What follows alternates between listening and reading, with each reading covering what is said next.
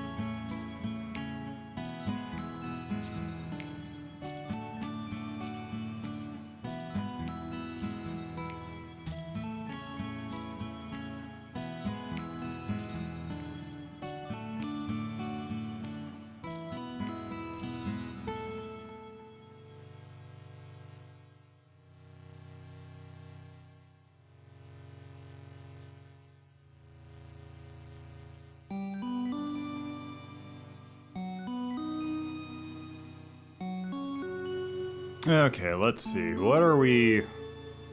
volume-wise? That looks good.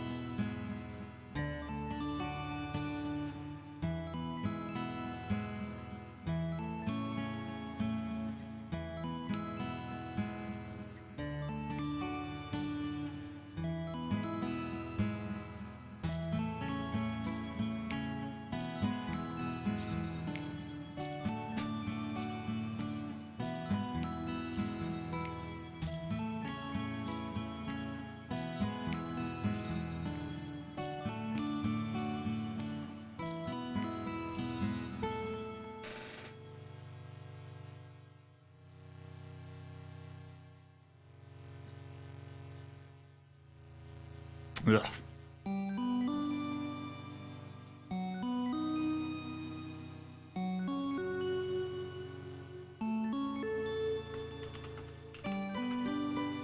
All right.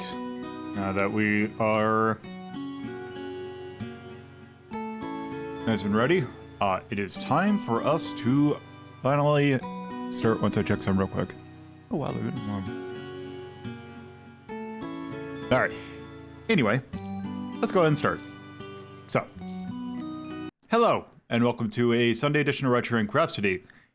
Today we are doing another company overview of just games that they have developed. Last Sunday we took a look at SNK. This one we're going to take a look at a little bit more of an obscure company. In this case, we are taking a look at a company that has done the thing that I always kind of appreciate it when companies do it, because it always sounds so like I appreciate the bravado. We're taking a look at games by Success today. Success has actually apparently been around since the 70s, but mostly came around into the gaming scene around the early 90s, with their first game being Cotton Fantastic Night Dreams, which has been a series that I have had a lot of fondness for, and they are really fun. Have they been successful? They're still around, actually. The last game they released came out this year. Technically came out last year, but it was the US release of it came out this year, and I'm pretty sure they are definitely still around. And also hello. So yeah, we're gonna take a look at a handful of games by them. Their game catalog is kind of diverse, so we got a number of things to look forward to today, including this first one, which actually, in hindsight, I probably should have tested this version, but their first games were mostly arcade games, but it turns out that not all those games are on the MiSTer. So the earliest version of this game is on the Sharp X68K, which is a little bit, technically it works with the MiSTer, but not 100% of the time. I didn't realize that I had this game, and I was going to do a different version of it. But we're going to do something I normally don't do, and we're going to go and wing it. We're going to see if this next game, or if this first game for the X68K is actually working.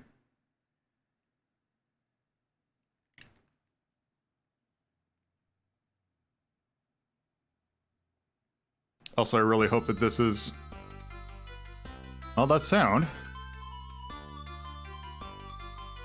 I do believe that the arcade hardware that this ran on is the one that Cotton also runs on, which I'm pretty sure is actually pretty damn close to an X68K.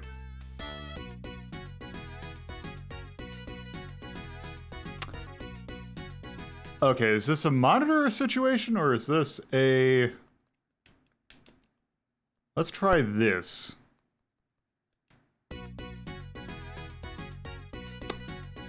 That is not working perfectly. Maybe audiovisual. Maybe if I go, I'm gonna turn it easy.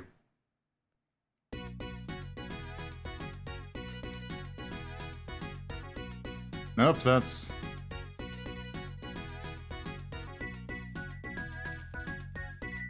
Nope. Does getting in game do anything? Okay, I'm gonna go ahead and say this doesn't work. So, yeah, first release for the X60K in the arcade. Also, by the way, the name of the game is Keeper. So, we're just gonna go ahead and get a version they actually produced. We're gonna get the PlayStation version. A little bit of a preview for what's coming up Ahead. Success is also the company that is behind one of, not not the simple series that most people know, but a offshoot. Well, not an offshoot, a competitor to the a competitor to the simple 1500 series, which is the super light 1500 series, and they re-released this game in that collection. Right here. Is this the one I want? Yes. So the RX-78 Gundam is it's a computer by Bandai that I don't know why they called it the Gundam, but they just called it the Gundam.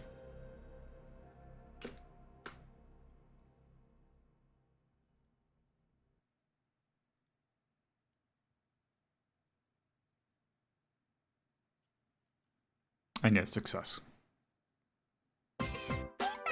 Keeper.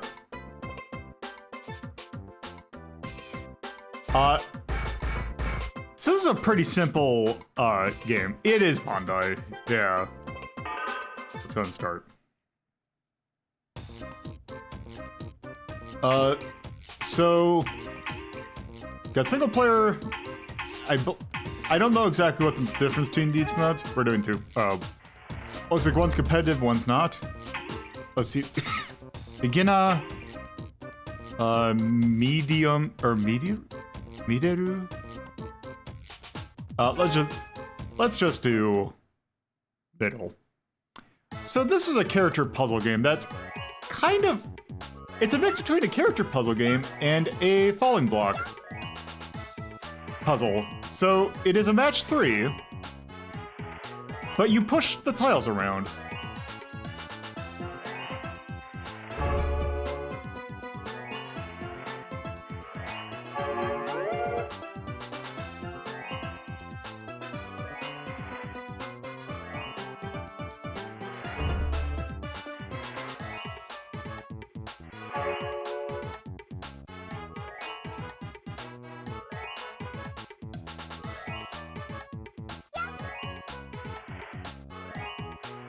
Since you have traveled so very far, be my guest and let me entertain you. Thank you, X, for the raid. We were playing Keeper.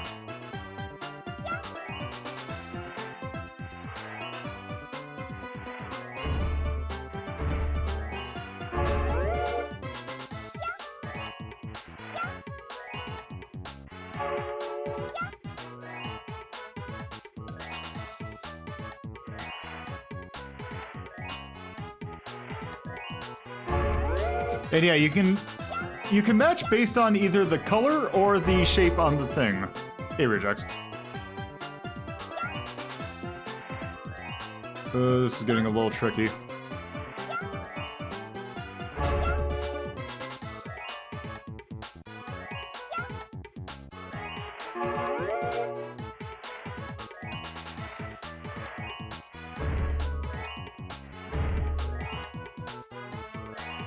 Yeah, and this little plus sign you can match anyway. Okay. Wait, I can push this here.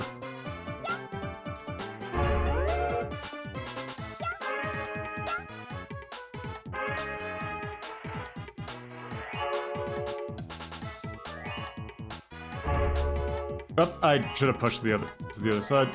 I can push this over here. So yeah, if you ever want to mix Sokoban with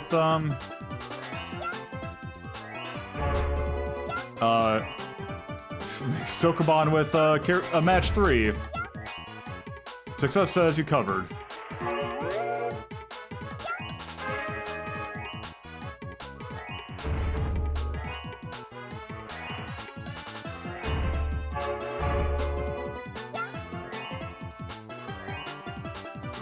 Shoot.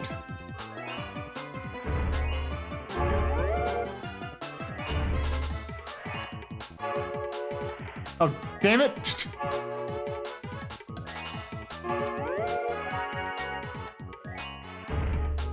Okay, hopefully that tones it down a little bit.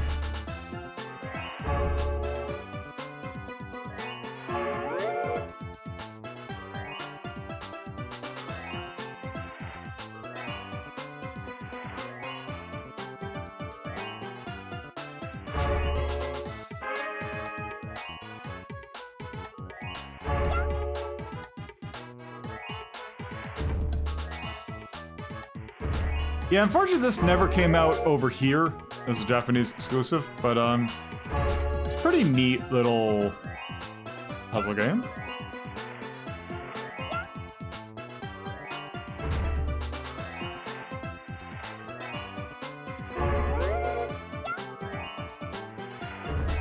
Oh, push that too far.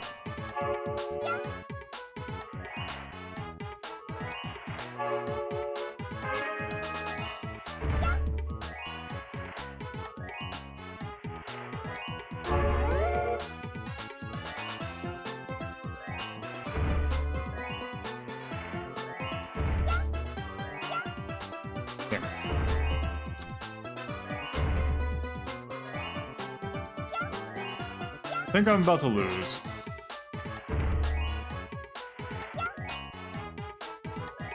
W. Yeah, I don't think that's gonna help. Oh, I can push this up.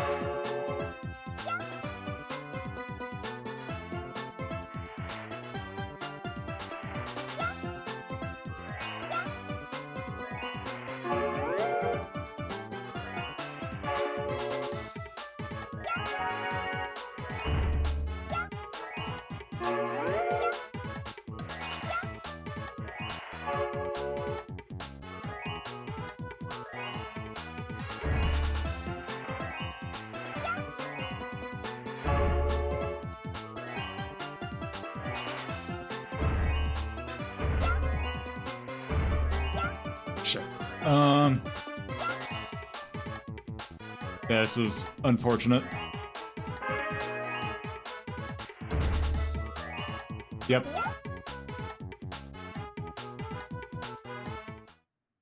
Yep.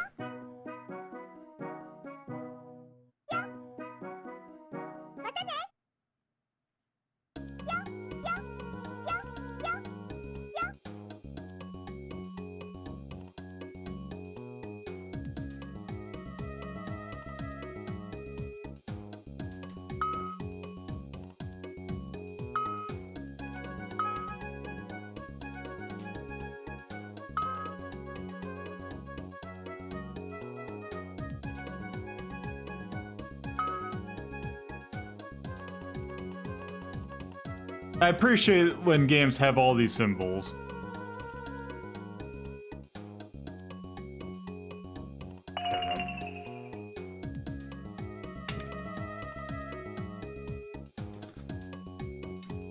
There we go.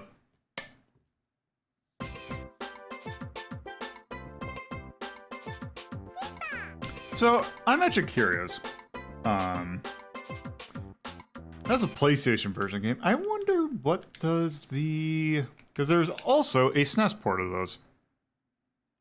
And I wonder if that version has any other modes. I don't know what the other... It looks like an Alien to me, more than anything. Japan... Keeper.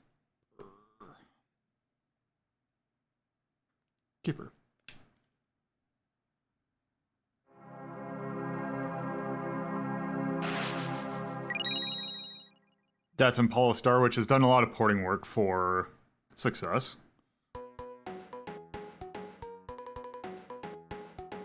And there we have what the original title screen is. Keeper Girl looks kind of Mogwai-ish.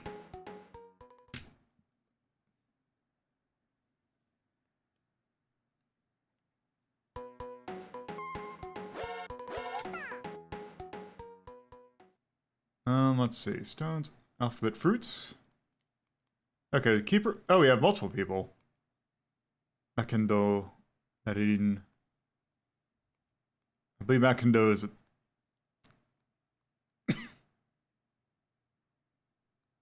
All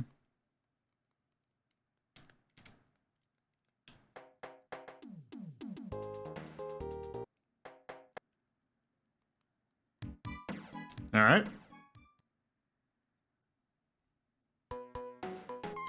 Let's see what this mode looks like and see if there's any other modes that we're missing. Let's see. Looks like the PlayStation version actually cuts out the puzzle mode.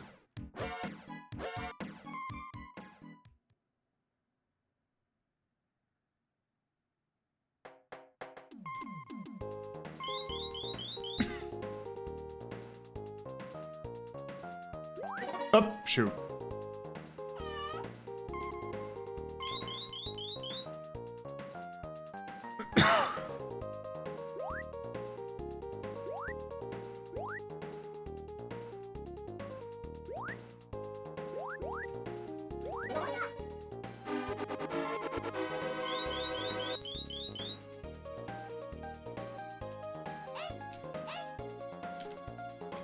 Wait. Oh, you can push and pull. Okay.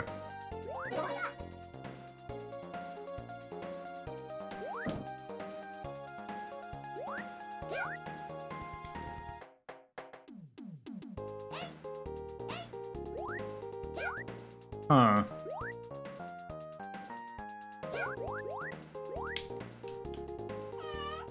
I don't think... Wait.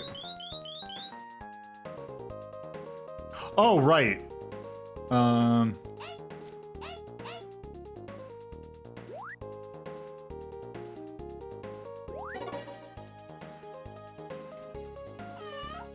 Yep, that... Okay.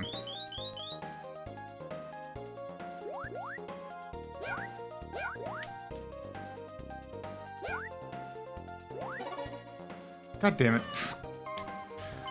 Need to be a little bit more observant. So I need to push this one.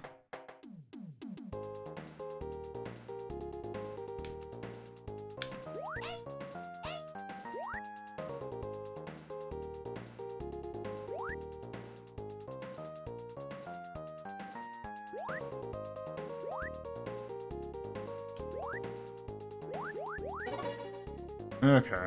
And then I just need to treat this one as a... one of these.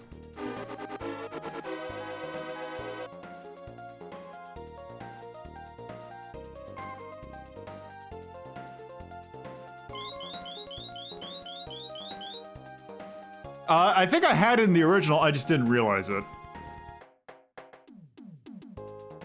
Oh. Ah, shit.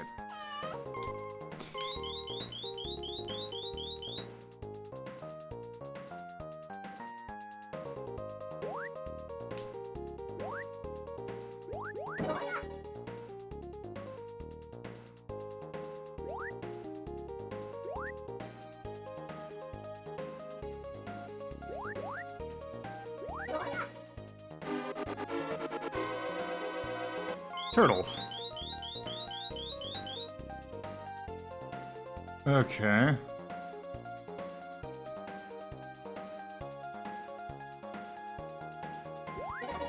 Shoot. I don't know why they didn't do that. Yeah. Oops. Didn't mean to do that.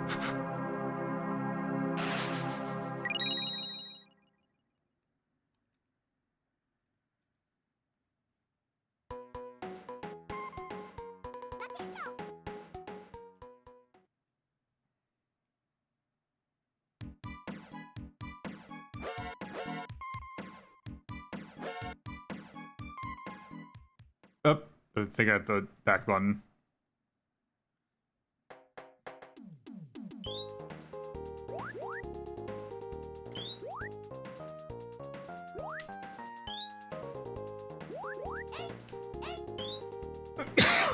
Actually, the interesting thing is you have a jump button here, but the PlayStation version, you just kind of hopped onto it.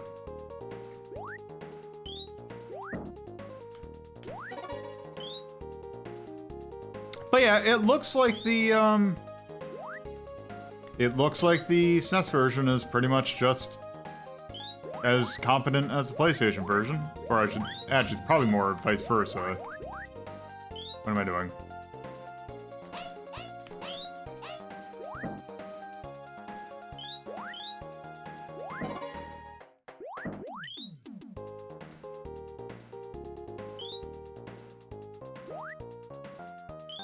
Also some very pleasant music.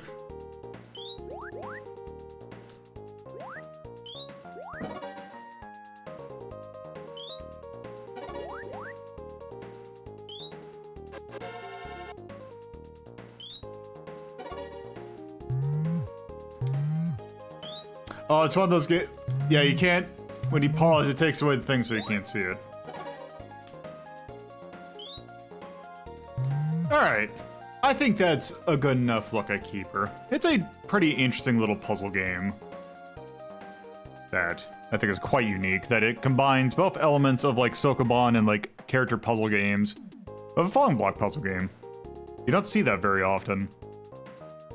And I think it's good that they did that. Anyway, let's go ahead and get the board up.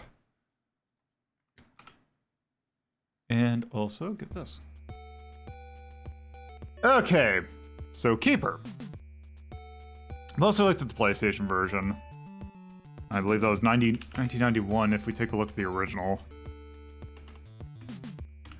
Yeah, 2002 for the PlayStation version. Let's see.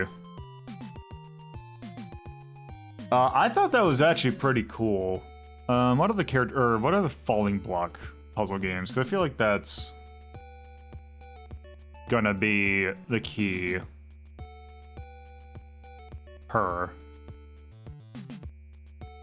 In terms of comparison. Do I have any falling blocks at 6? Okay. Pochinya.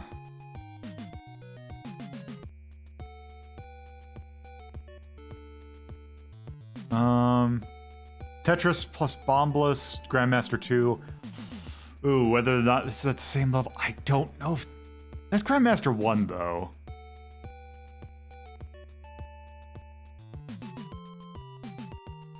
I mean, I'd actually rather play this at the same level as, like, Bombless, so... I think 6 is actually a good spot for that one.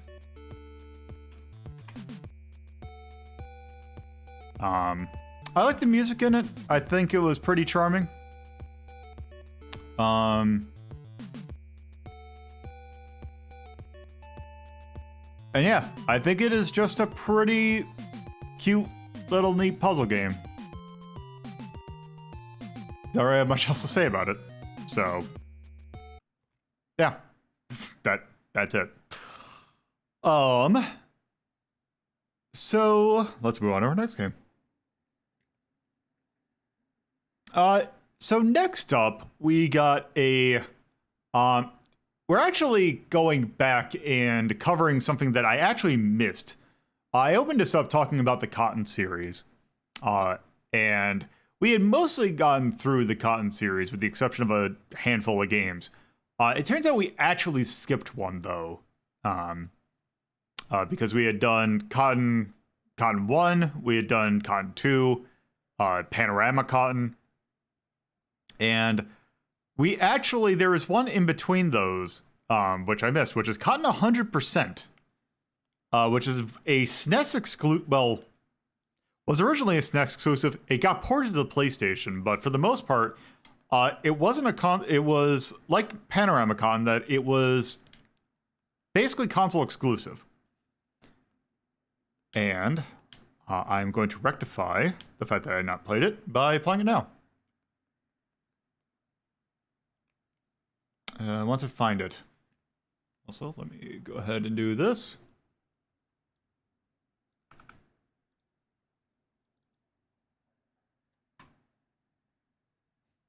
Yes, do not put your cart in the washer. Oh shoot, I went the wrong way. Hold on. Cotton 100%. There we go. Okay, dope. So let me go ahead and do this. This recently got fan translated. And here we see Datsun Polystar again.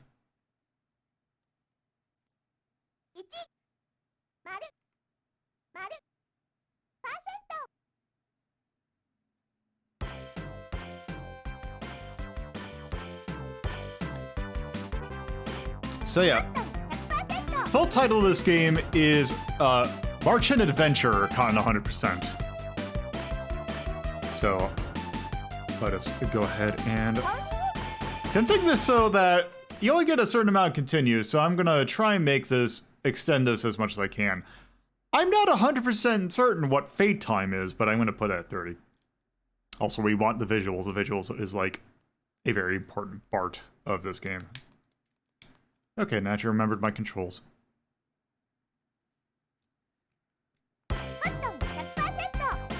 Alright, let's start. So this one you actually get a customization options, which you don't normally get.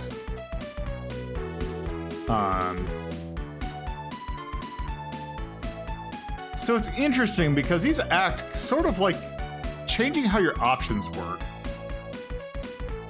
We're gonna go do this one because barrier is pretty good. Also, I apologize. I'm not gonna read these off because my throat's a little bit sore today, so I'm gonna try and not. It's also going by a little quick.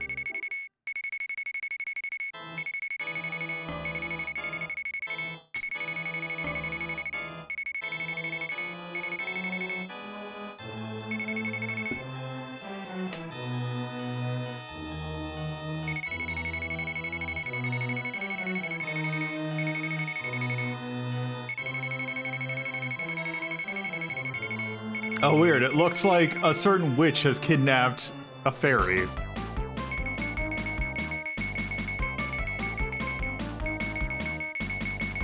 And if you need an introduction to Cotton, here's Cotton. She wants willows, and that's pretty much it.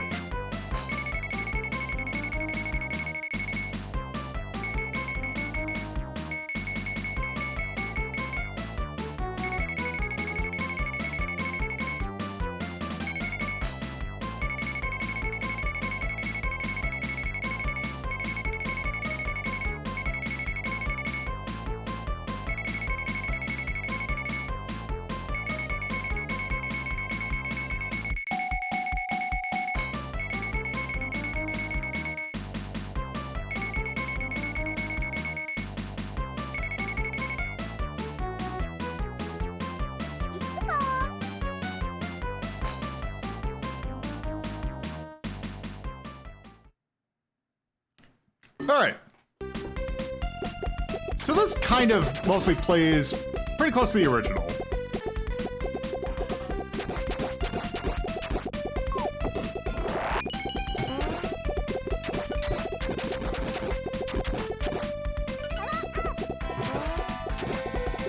Let's see if now we can get our second one. And yeah, so we have the 3 magics that we can select, which actually we can do it anytime.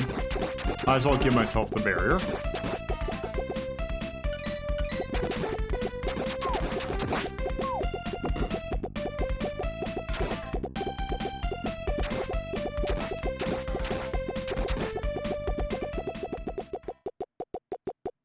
Now it looks like we got a mini boss.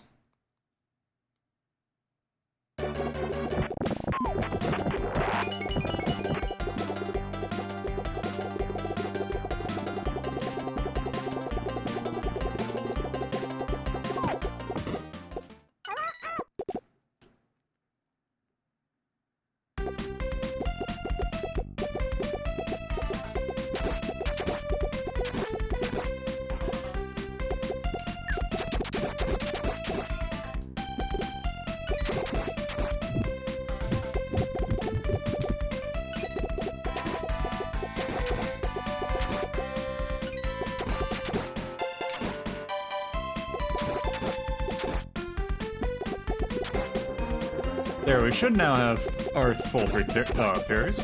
There we go, yeah.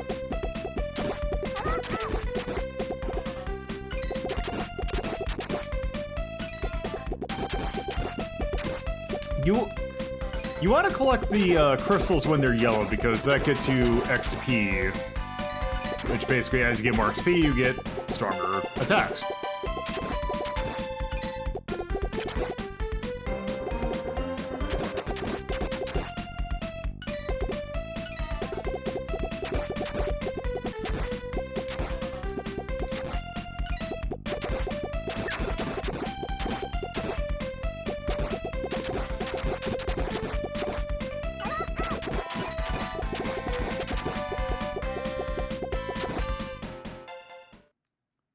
Alright, here's our first boss.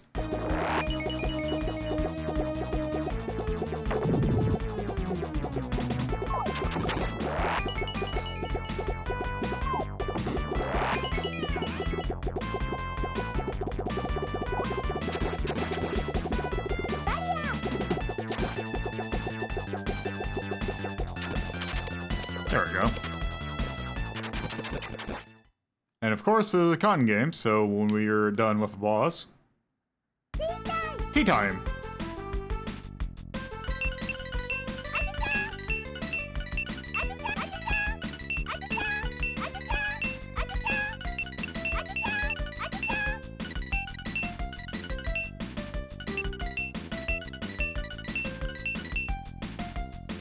Alright, we have had tea time.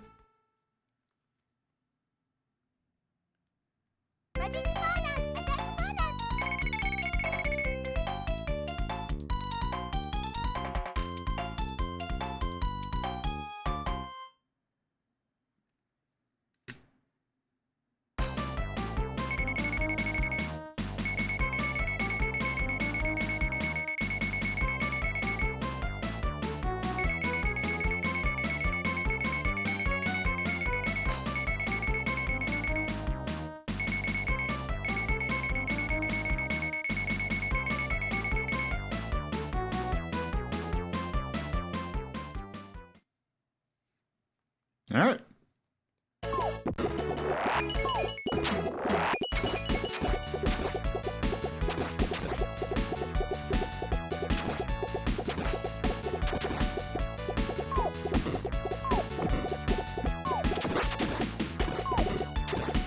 You have a little bit of slowdown. This is a SNES game.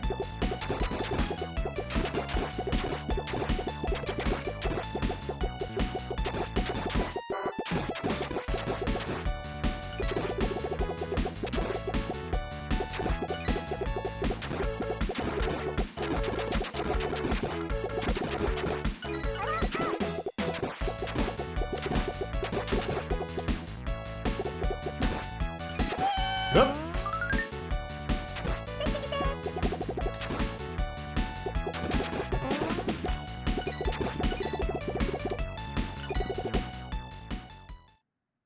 Let's see, what do we got? The hell is this thing? Another beast.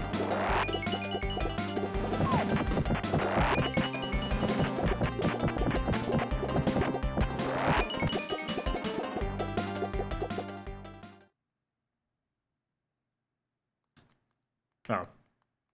There they go. One nice thing about the Cotton series is that you don't have, collision with the ground doesn't matter.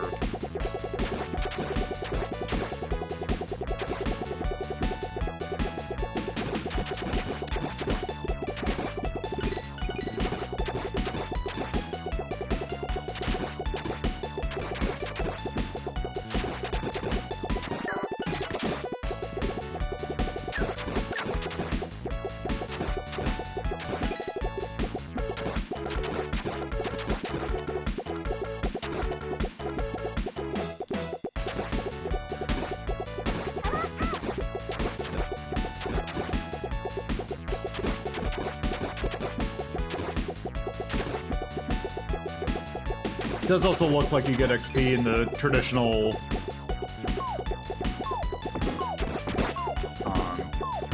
actually killing shit. Root?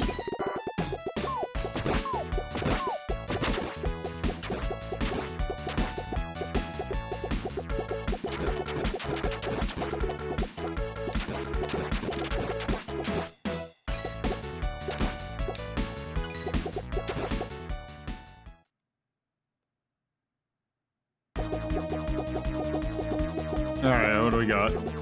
Got a snowman.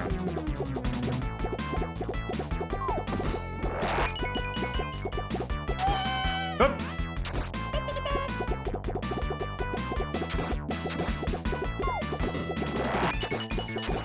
Okay. Sure.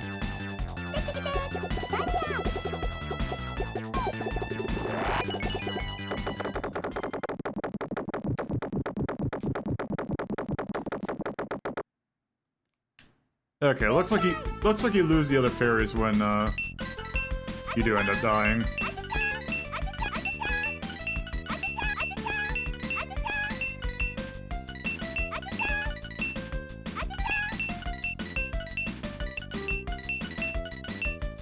There we go.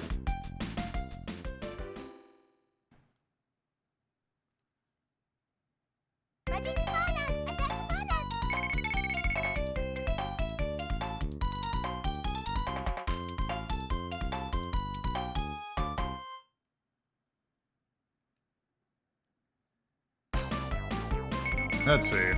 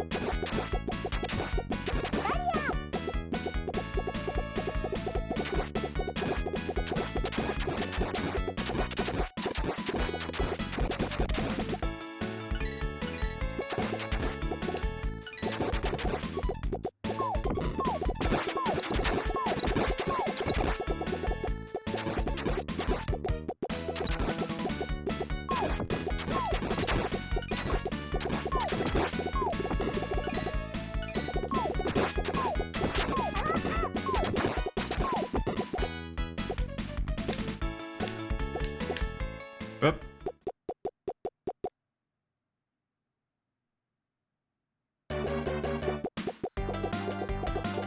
Let's see what we're doing with.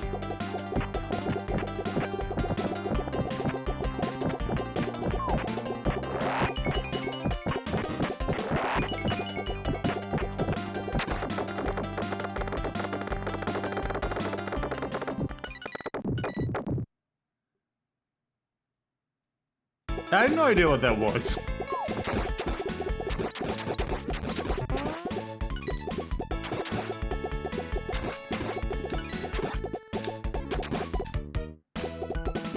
I do like when you shoot the axe out there, they just kind of limply fall.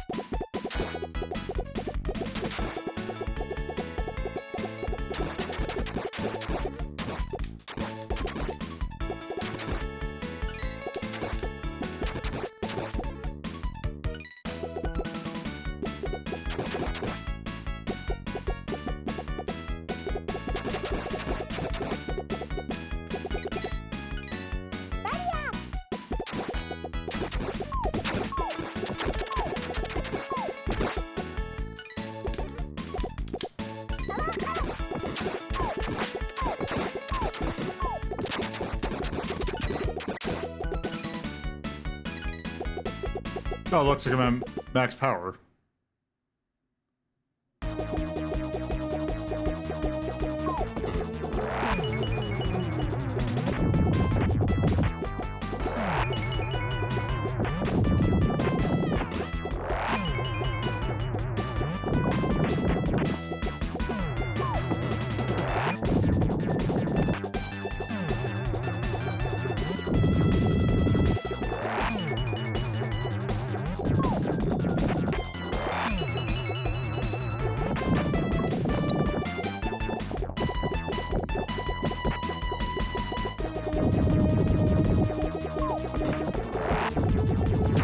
There we go. That was easy enough.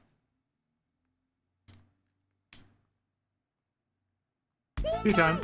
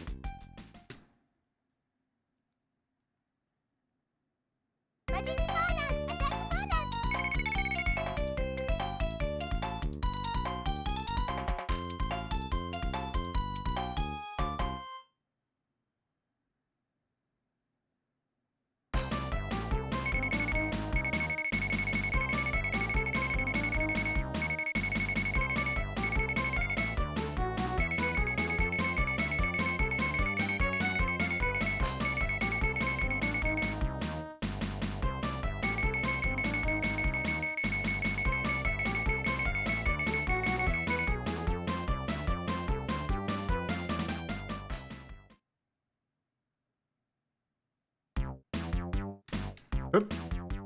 Yeah, I'm trying to look to see if this tells me what fade time is.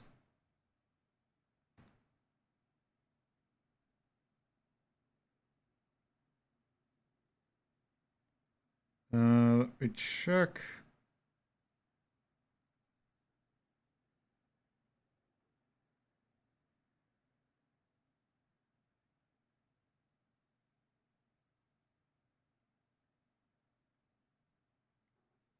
Yeah, apparently none of them told me what fade time is. All right.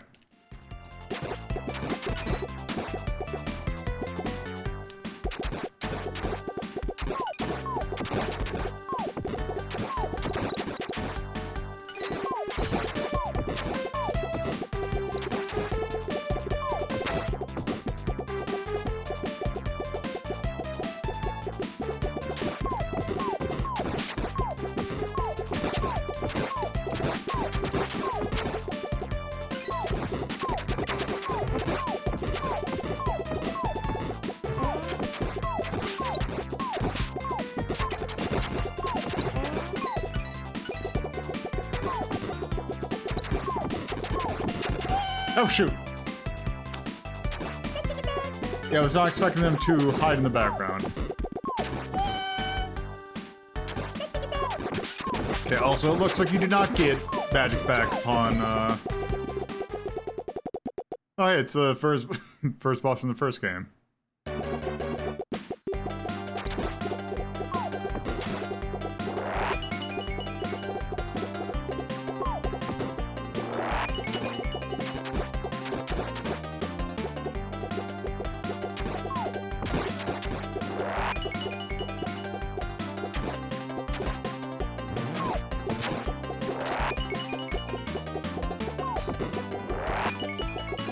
That's a cute attack. No, this is not Wispy Woods. The first boss of the first game was a tree like this. Definitely did not attack like this, though.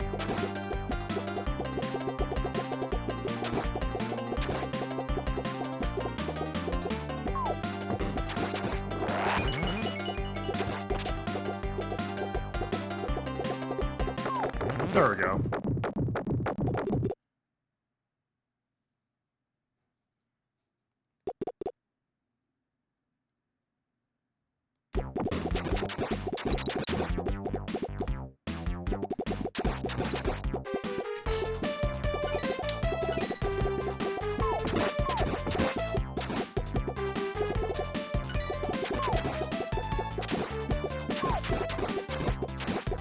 Also, another interesting thing is that, you know, a lot of shmups have the thing, a lot of arcade games in general, have the thing that whenever you continue, your score goes up by 1. It looks like in this game, every time you die, it goes up by 1.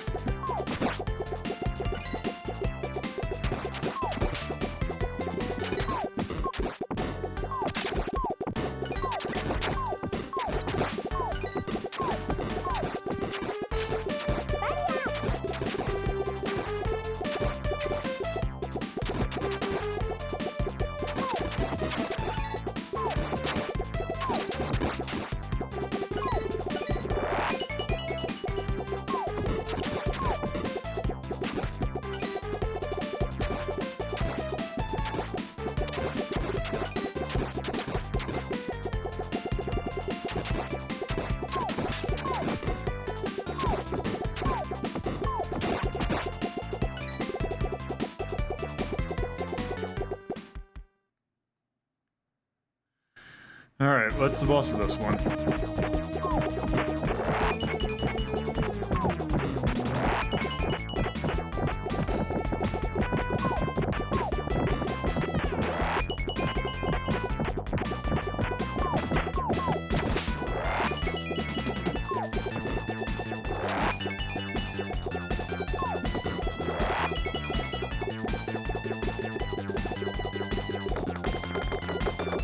Nope, shoot.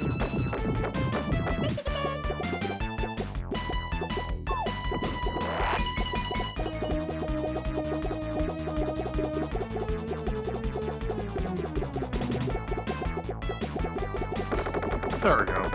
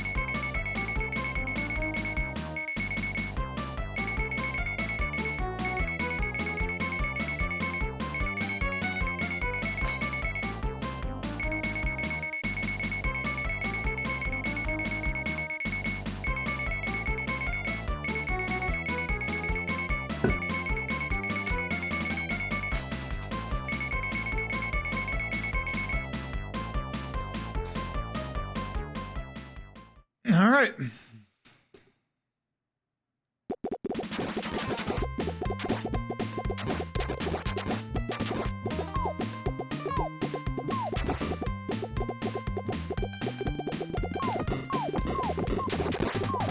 Check.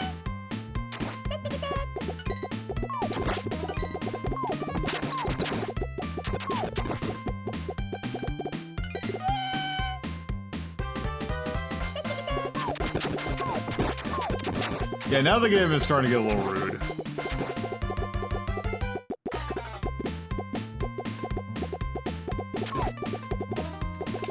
Yeah, it's a character that's like, oh, did we learn anything about maybe our greed is actually going to undo us? Absolutely not. We are going to be a gremlin till the end of time.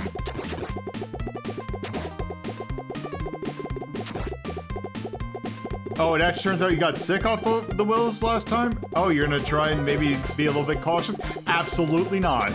She is going to be going after those willows till the end of time. Even cross franchises.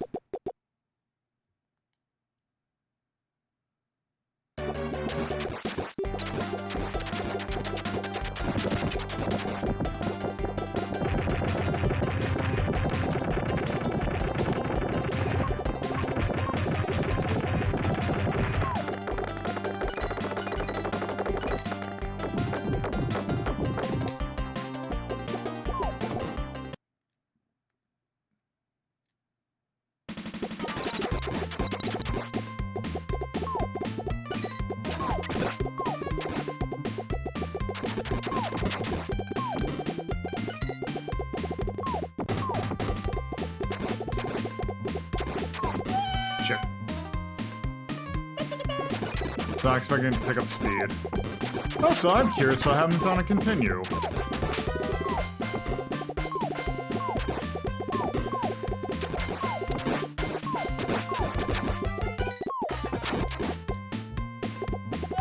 Shit.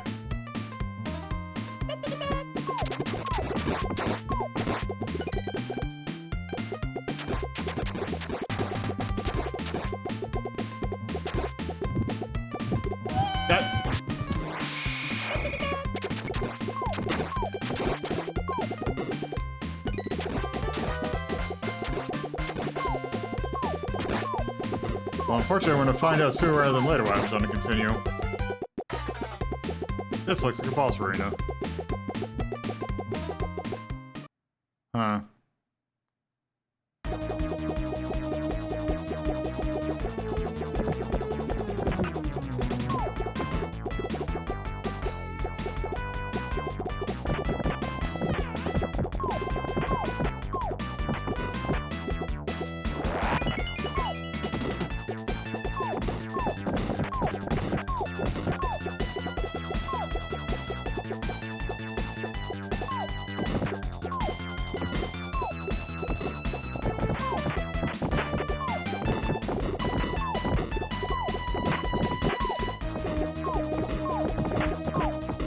There we go.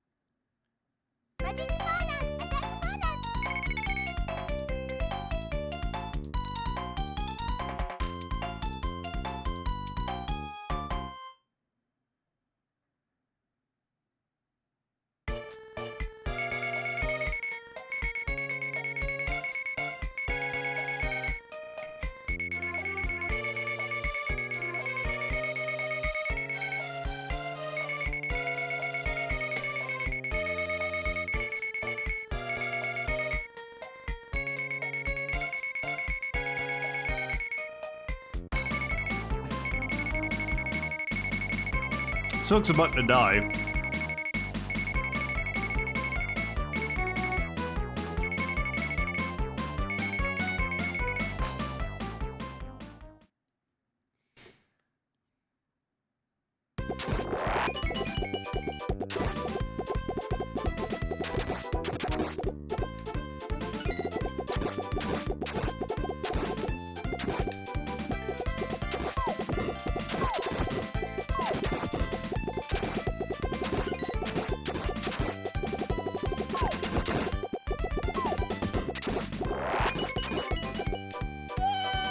All right.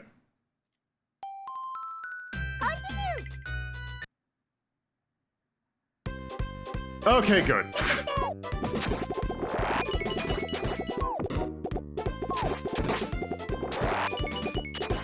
I was very concerned that it was gonna, like, reset everything.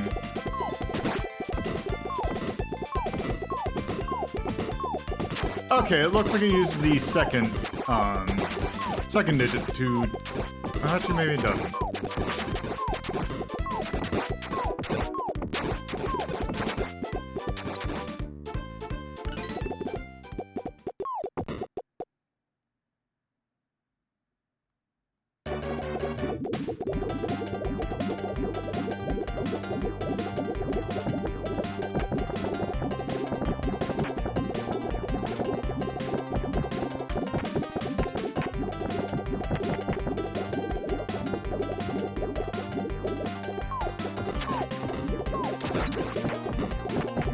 So if it's not, probably not very apparent, but whenever the bubbles show up on screen, like the blue ones, it control is like it kind of, there's like a channel effect.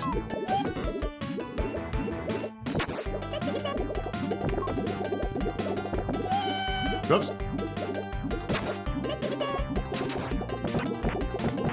Got too close.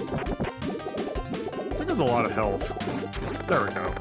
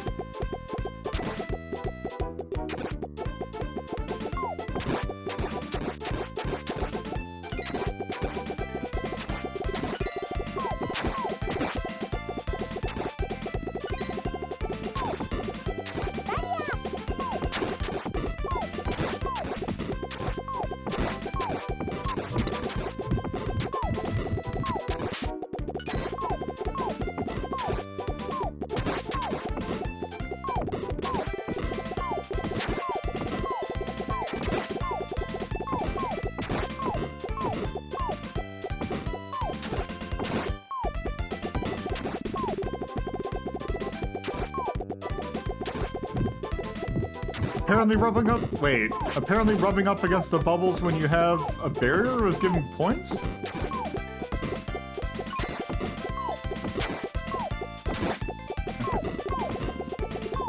There we go.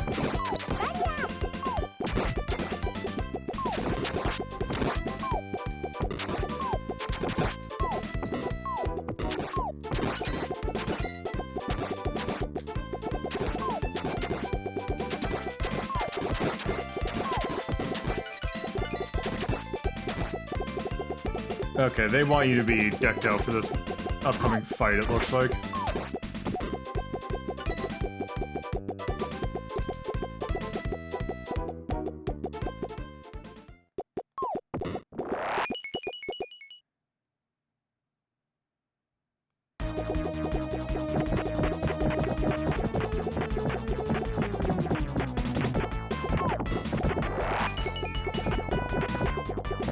Oh god, there's like a black hole effect.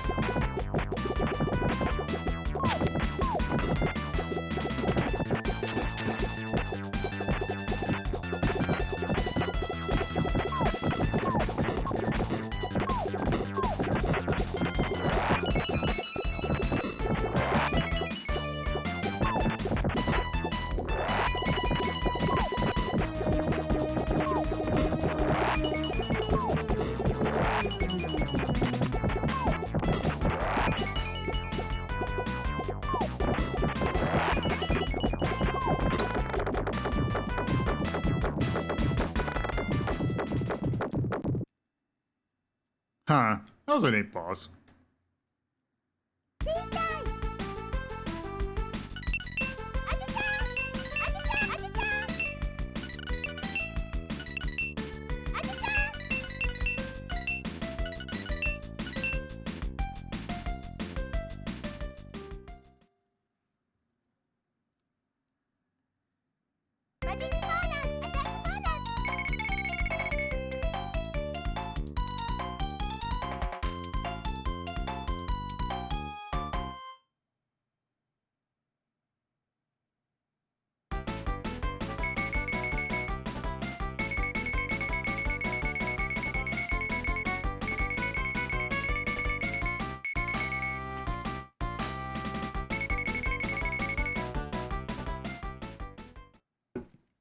Well.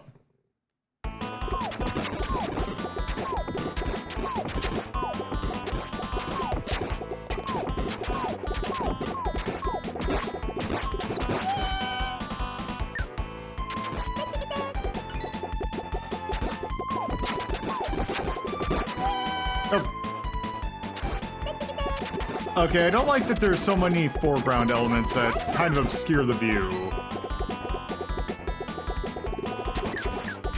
That's more than a little, but not great.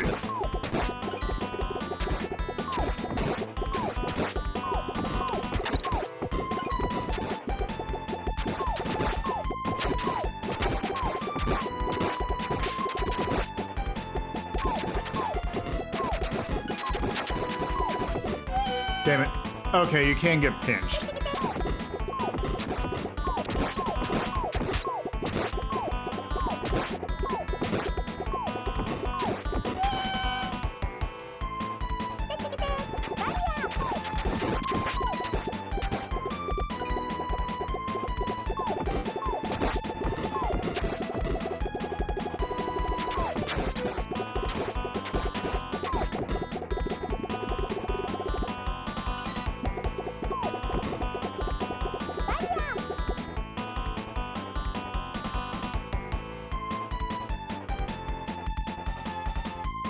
Oh.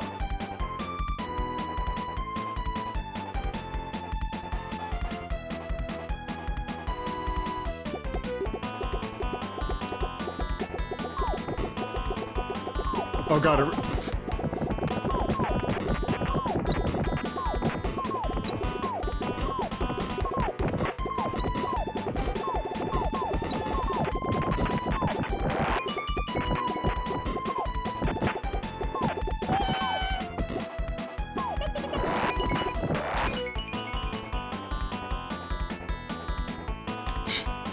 Yes.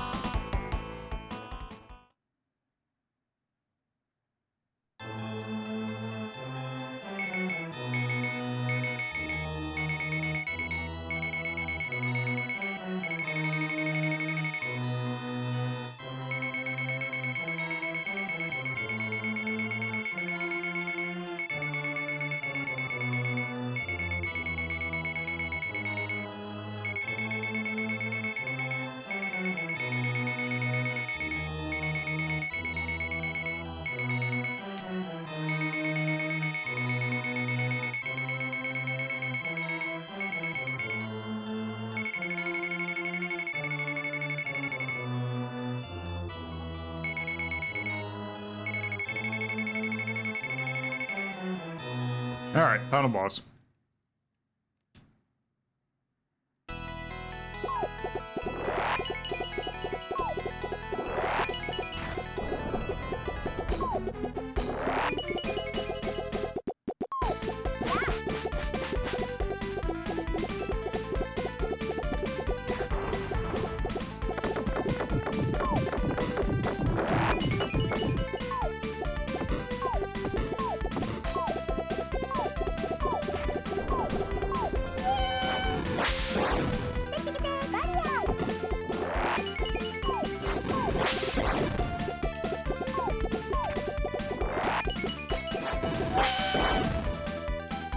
Okay, this is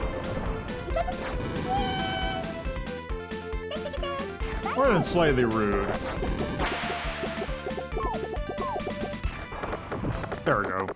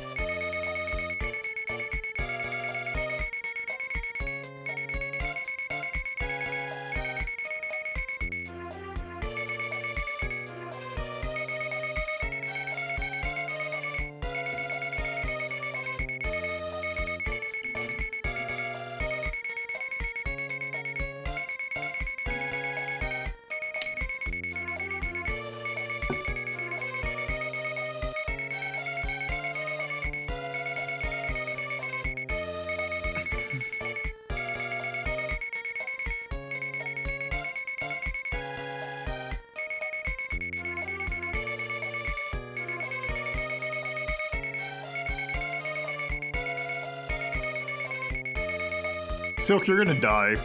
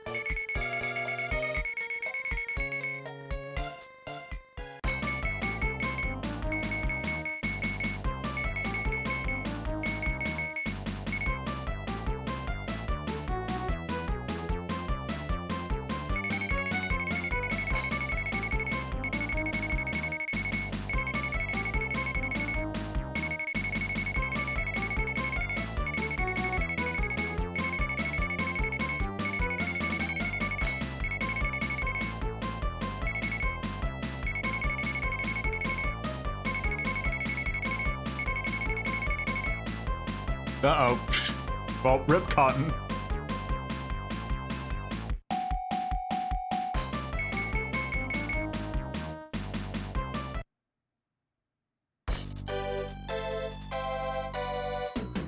So yeah, that was Cotton 100%. I would probably say it's, like, it's pretty much on par with the first game. It definitely feels like the first game.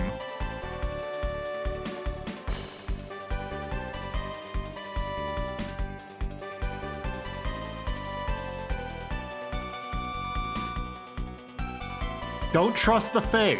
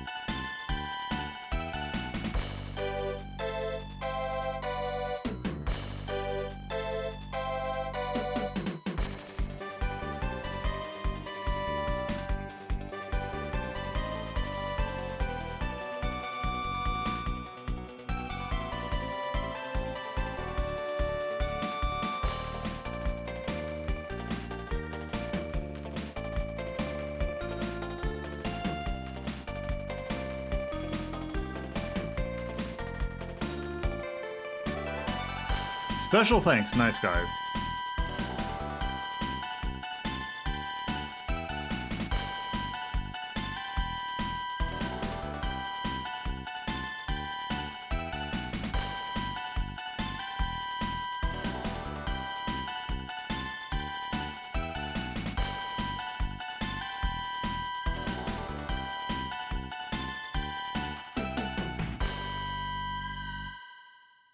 Finn.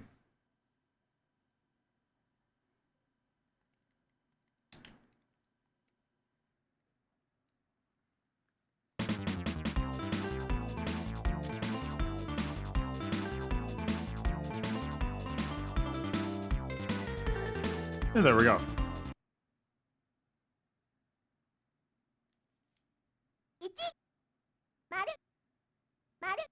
So, there we go.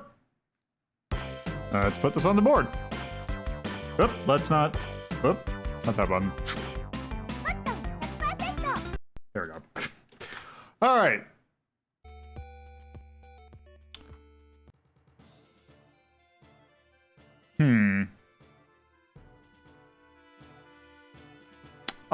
Well, where's the first con?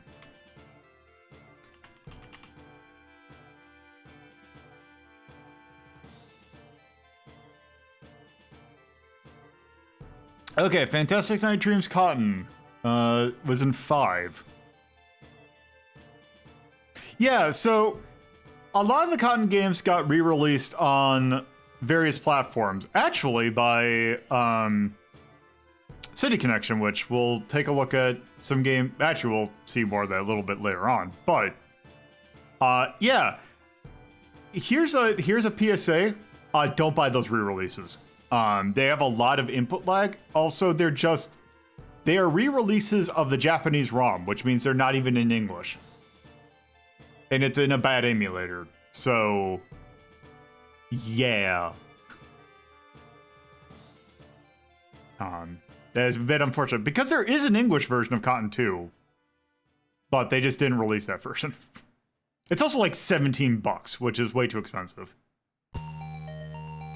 As someone who really likes Cotton 2, that's still too much. Anyway, I can see that at 5. It's a pretty good shmup.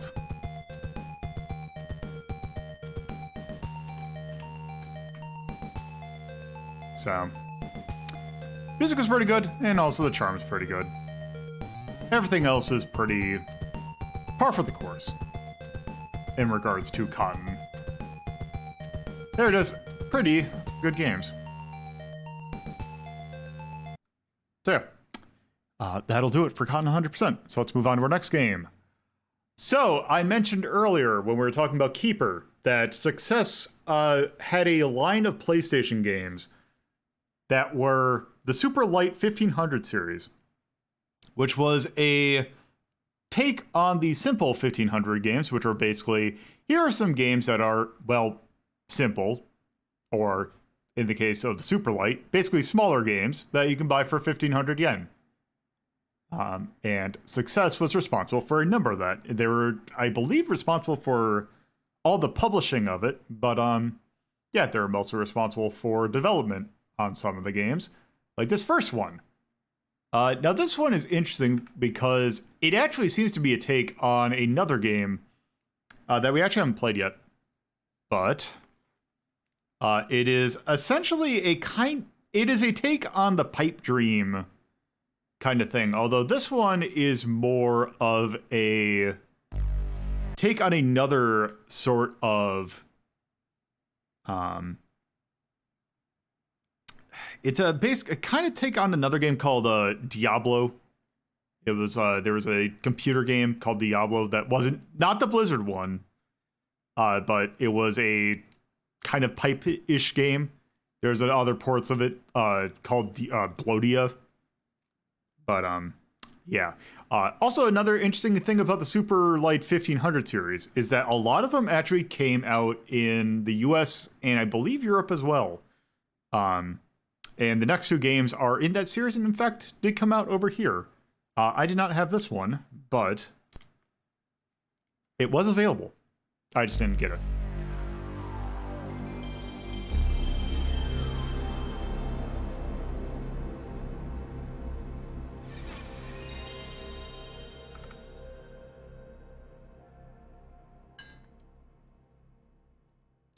This was also the series didn't have a name over here, but I believe H-Tech or A1 Games did the publishing over here.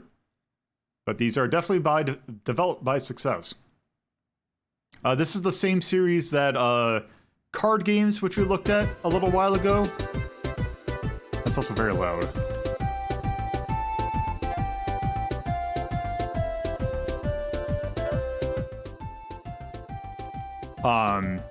Card Games, Starfighter Sandvine is also another game that's in this series. Also, Keeper was in the Super Light in Japan.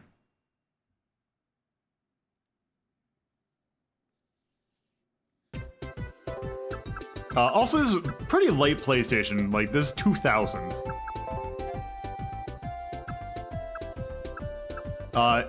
And kind of like Keeper, this is another puzzle game. So let's play single player mode. And let's start with beginner mode. So, rotate and... Oh, you can rotate.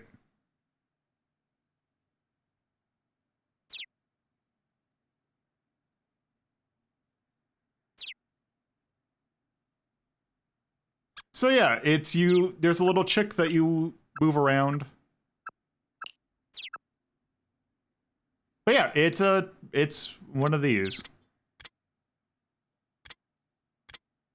Yeah, when I was doing testing, I didn't realize you could actually rotate titles. Good thing I looked at those.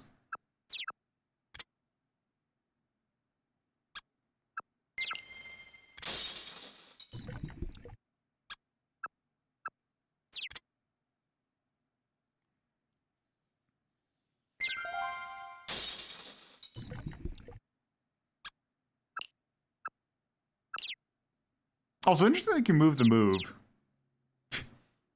Yes, we're re-ranking Bioshock. Alright.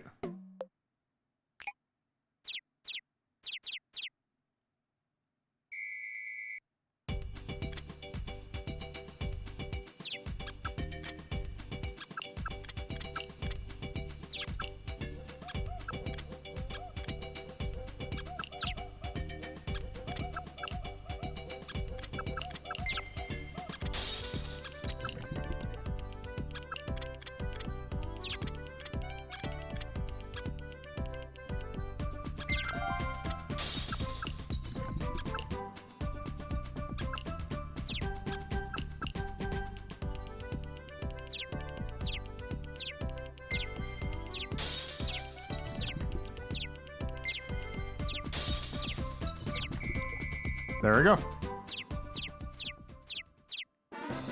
Well, now that I know you can rotate, this is a lot easier. And a lot more interesting, to be honest. Yeah, that part's kind of interesting. Okay. Okay, so you're gonna go over here, and then...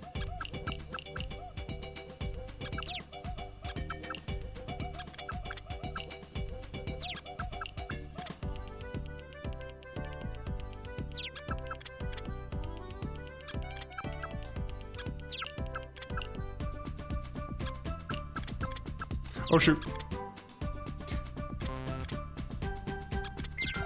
Oh, you can have it do like that. That's interesting.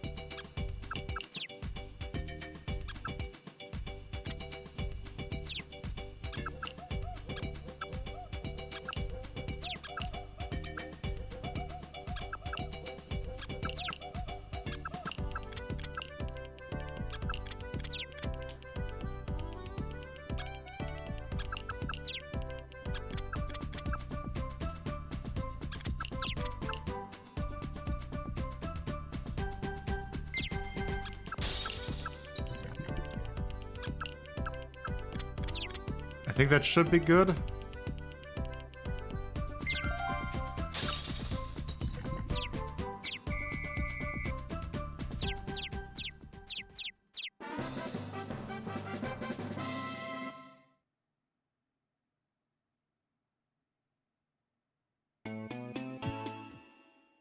Alright.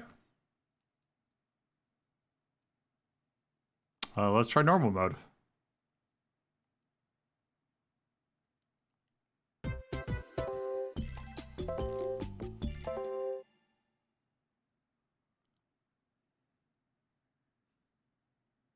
I have no clue how versus mode is. Okay, let's see. Okay, you're gonna go this way.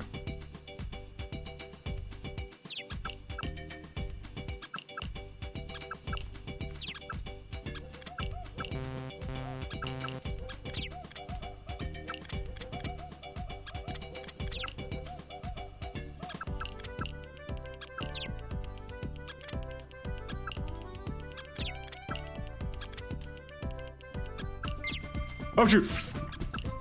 Okay, note to self, that's... you can do that. Oh, it resets it though if you do that, I think.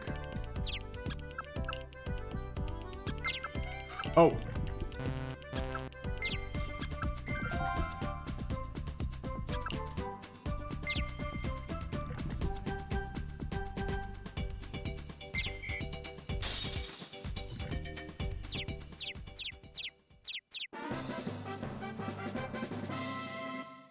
Yeah, I wasn't expecting this.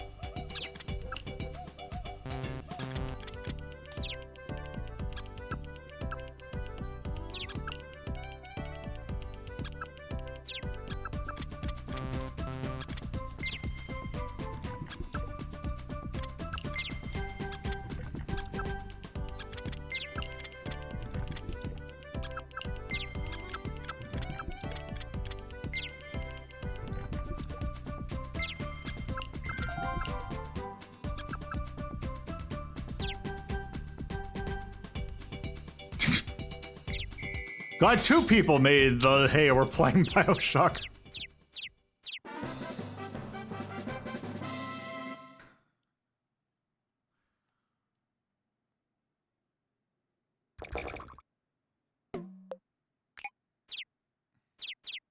But yeah, these games were neat because, or this series was neat because, hey, you can get this game, this was $10.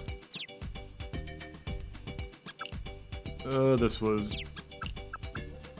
Nope, you go the other way.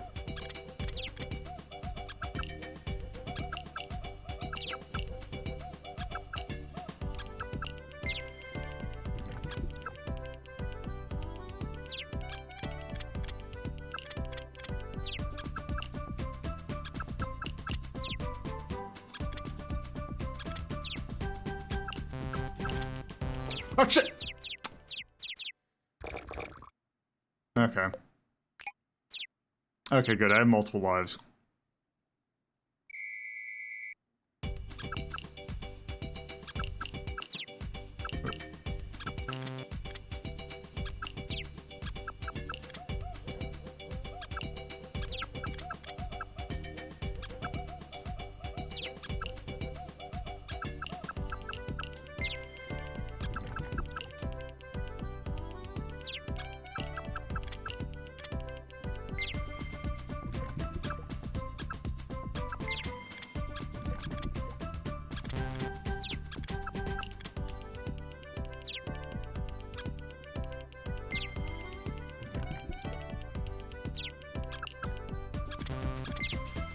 Uh-oh. Shit.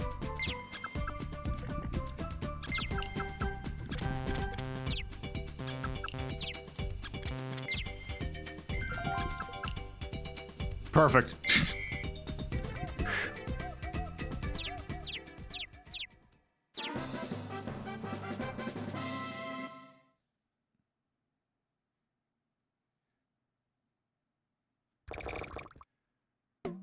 It actually might just be easier if I just try and make a path.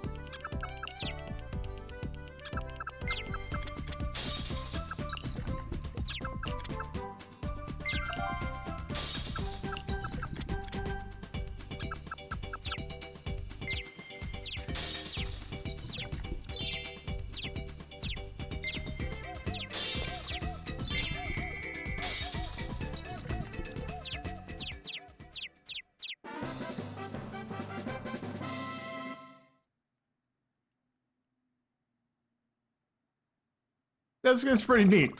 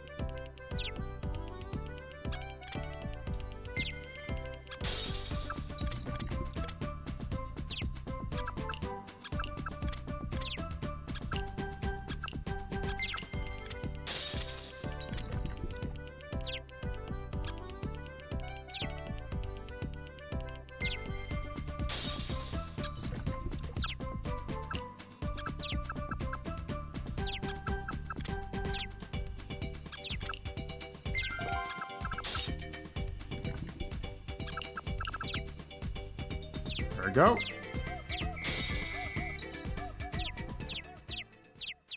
Now it's starting to pick up.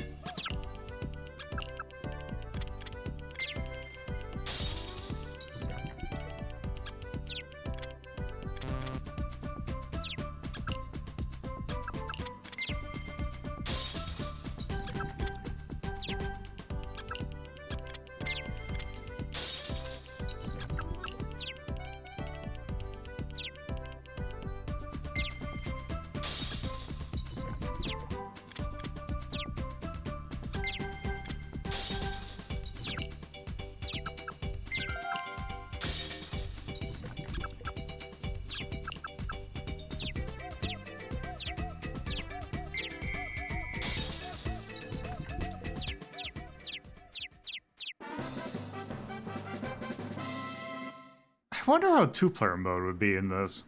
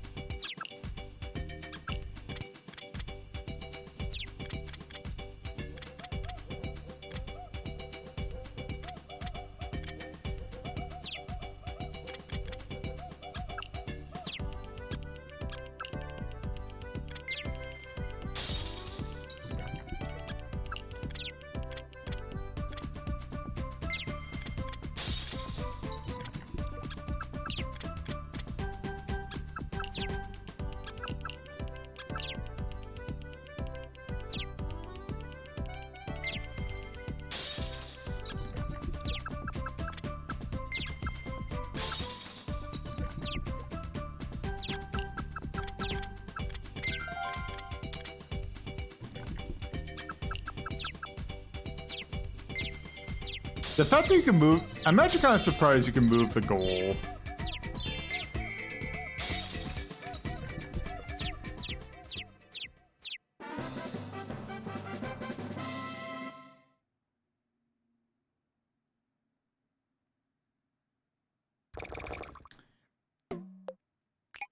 All right.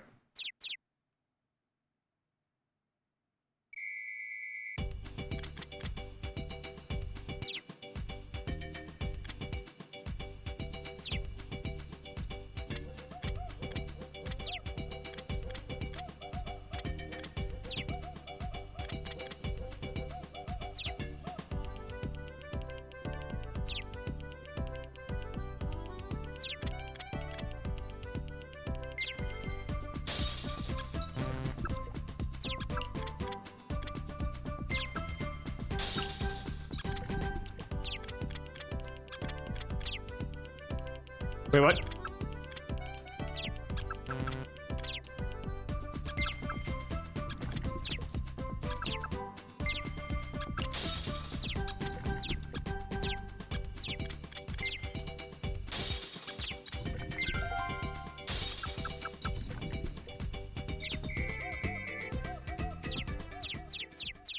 Yeah, that part's nice.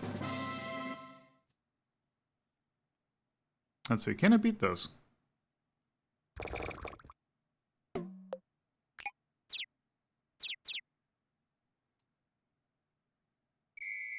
Video games.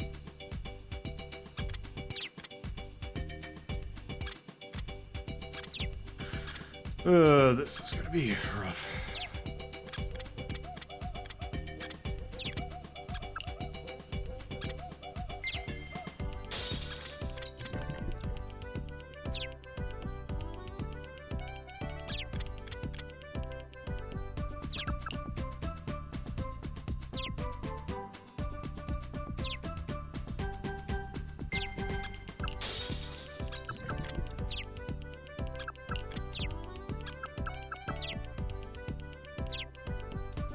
That was pretty good.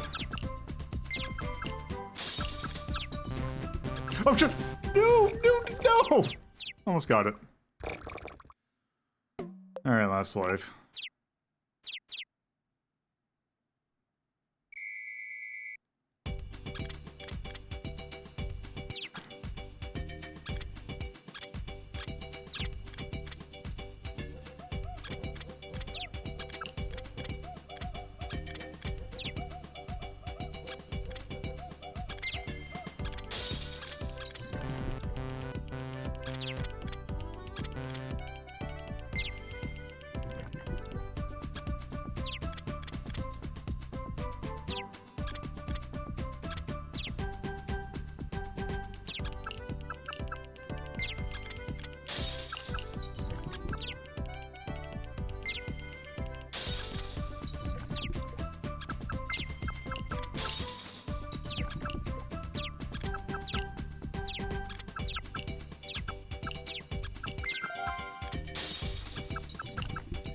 There we go.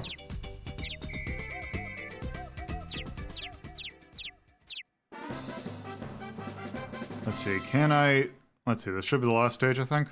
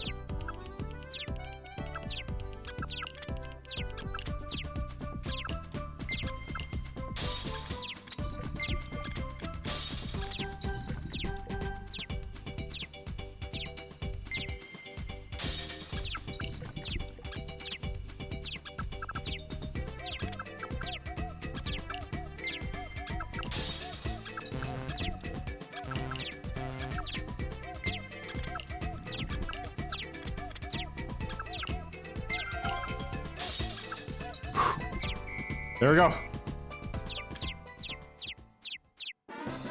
Not gonna lie, that was I kind of bullshitted my way through that one.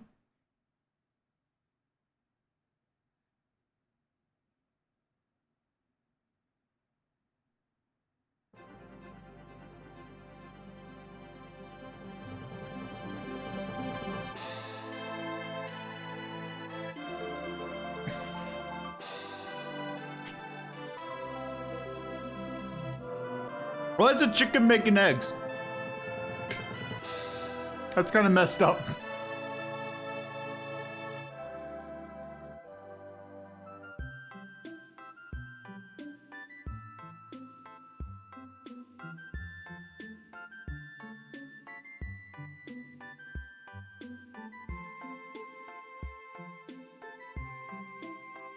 Yeah, that looks like a chicken egg.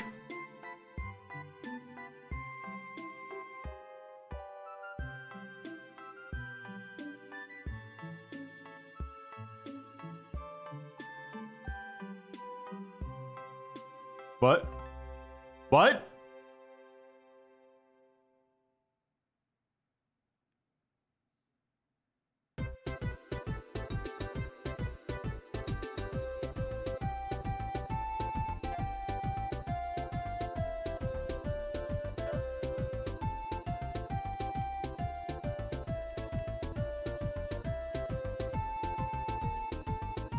I was about to say, I'm like, I like that there was like 4 people that worked on this.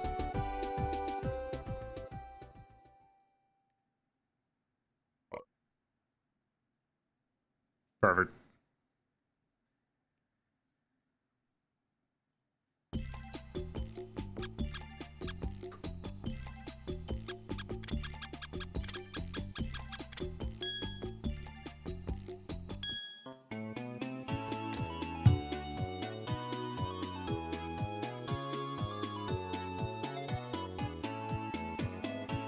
Maybe it was supposed to be a duck.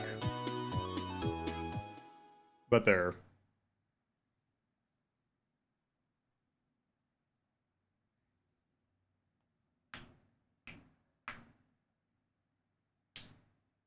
Yeah, 'cause I'm pretty sure ducks are... Whatever. That's... Yeah, ducks swim, so... I don't know. Anyway, that was Crossroad Crisis. That was a better game than I was kind of expecting.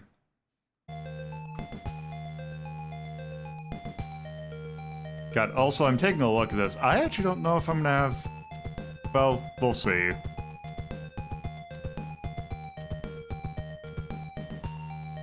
One of these games might have it knocked off, but we shall see.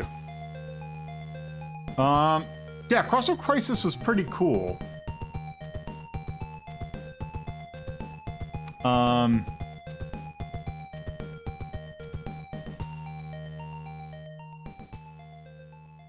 Yeah.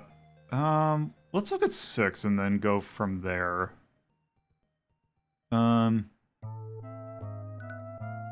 Let's see. In terms of falling blocks, I think it was the same issue that we have with Keeper.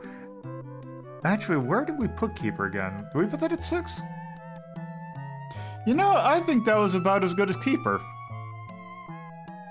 So I think we're gonna keep that at 6 as well.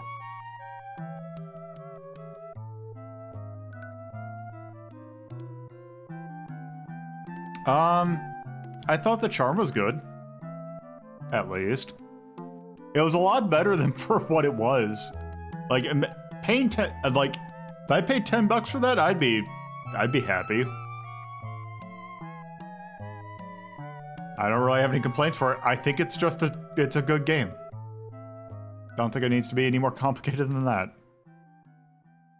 So, yeah. That was Crossroads Crisis. That was a fun little game. So, before I move on to the next game, I will be right back.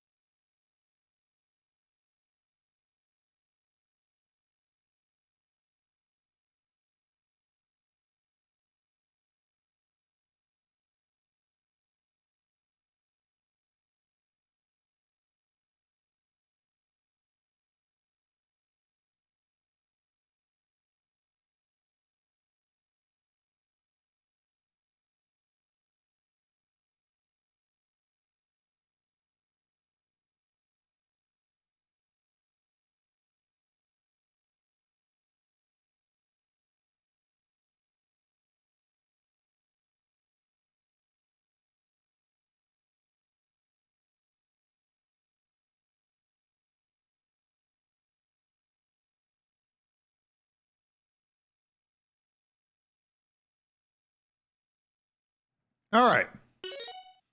So our next game is another game in that line of it was originally a Super Light game.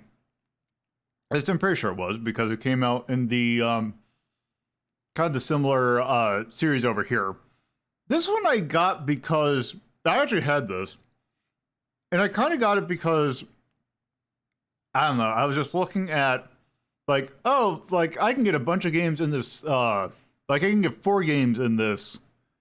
Like 4, like I think actually you can get like 5 games in this series for the price of one like normal PlayStation game. And like I was just looking at like the covers for this. I'm like, okay, this game's called Battle Hunter, and like the people on the front look kind of cool from the however old I was when this game came. Like the 12-year-old me thought that was kind of cool. So sure, I'll just pick this game up. And it certainly is a game. And I'm going to show it to you right now.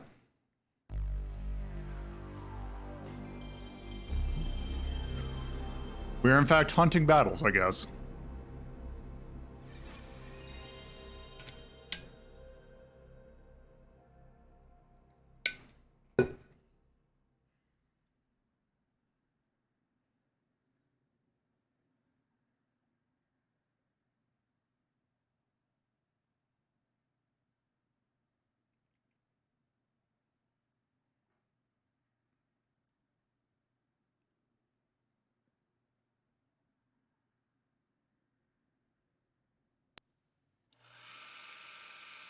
All right. Battle Hunter.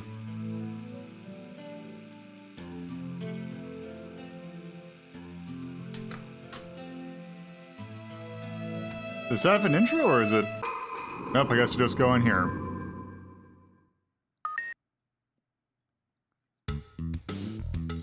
So you get in here and you're just taking this menu. So first off, let's change the background.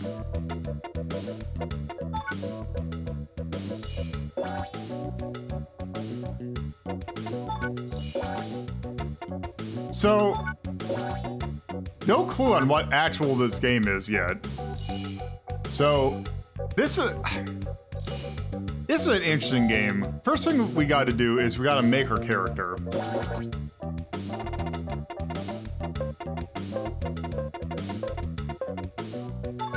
So let's make our character.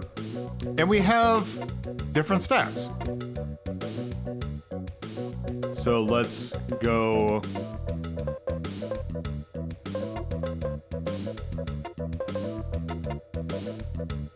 There.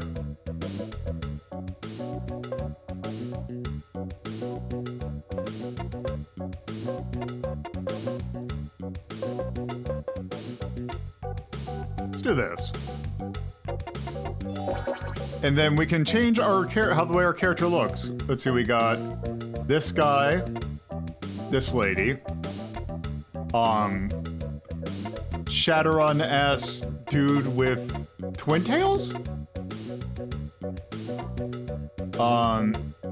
This lady that looks like Theo, soldier dude, this person, and that dude from Cyber City 080808. And also this dude that was from an 80s OVA. And then we've gone back. Let's see. Who should we be? Is the question.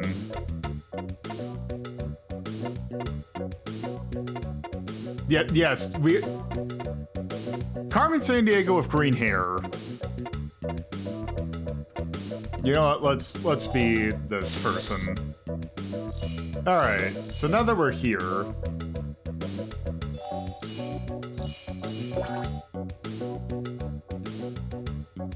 we have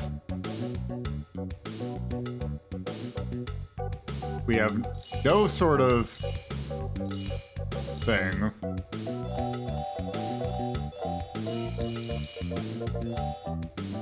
Let's get a mission. Hey, what do you want? What? So let's accept a mission. You are a rookie, I'll teach you what you need to know. Hunter's job is to find things, locate lost items and such. If you're not doing a job, go explore the dungeon. In there you can find things of value. If you find something, bring it back to me and I will reward you. I don't have any jobs for you, go explore the dungeon for now. I'm the man you should talk to. First job for the rookie is... find this medal. Go, take care of business. So, I haven't really said what this is. So, essentially what this is it's kind of a board game kind of thing where we need to do some sort of objective. And we do this by having cards. So right now we need to find that medal. Okay, so we need to move 5. Okay, so there we go.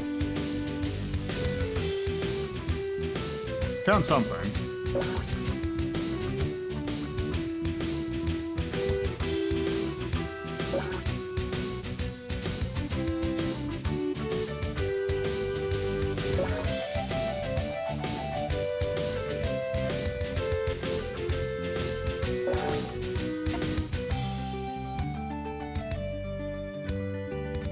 Oh, I can't move past this person.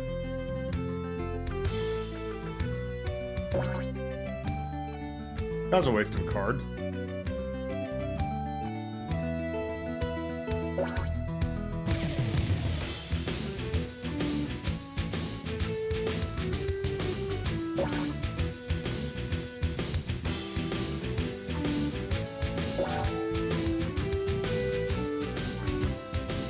Wow, great.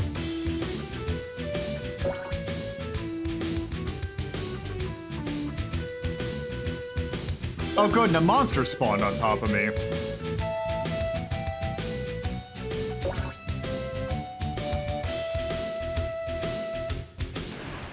Oh, they're fighting each other.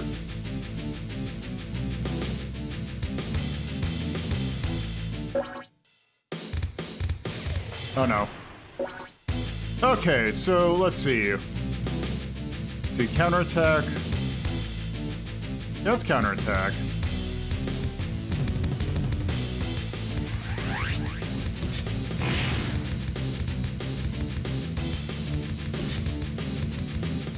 Oh, I don't have any way to attack. Great.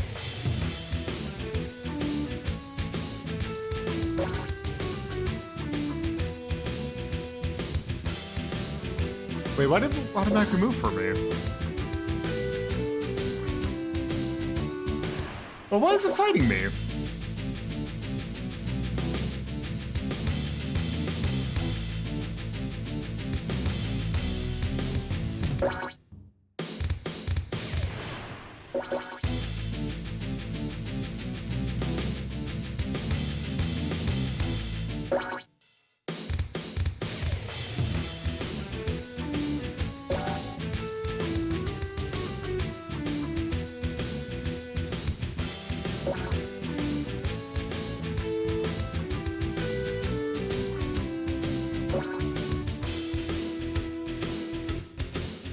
Why is it keep...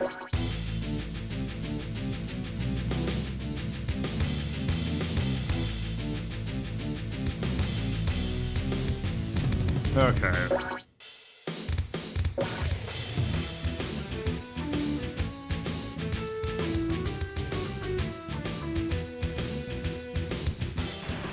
Go attack them.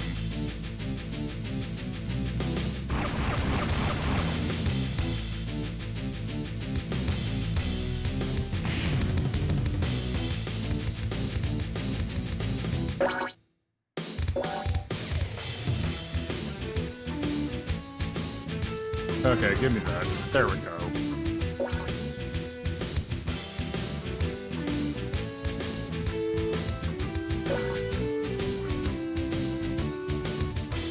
Why is this going... This is a bad first start. Like...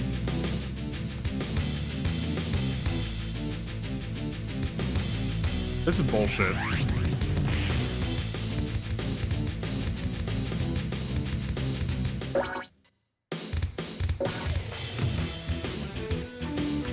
Okay, you know what, game, if you're gonna do that? No. Yeah, no.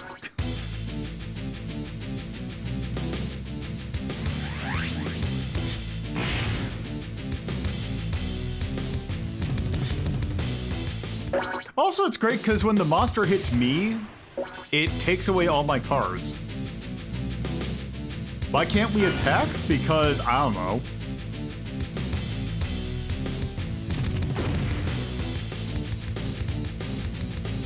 Yeah, you also need to find everything, so...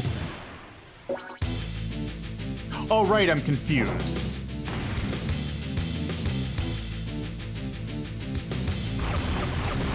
Because the other person's attack confused me.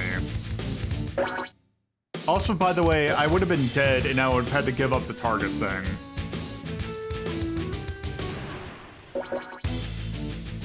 There we go, I can move again.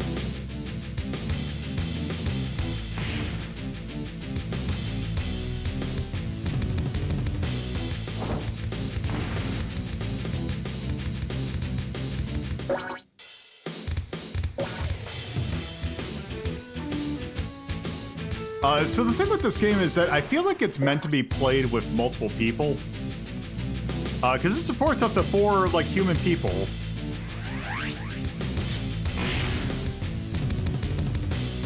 This is a bad game. Like, this should not be how this game plays. Because this is entirely luck-based. God damn it.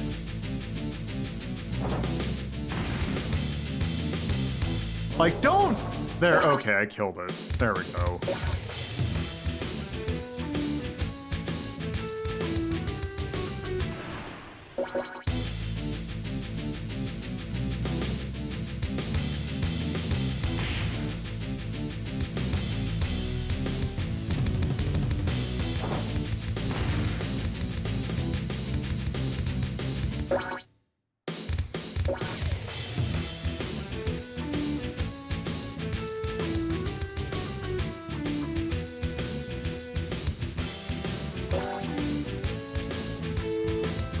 Are you kidding me?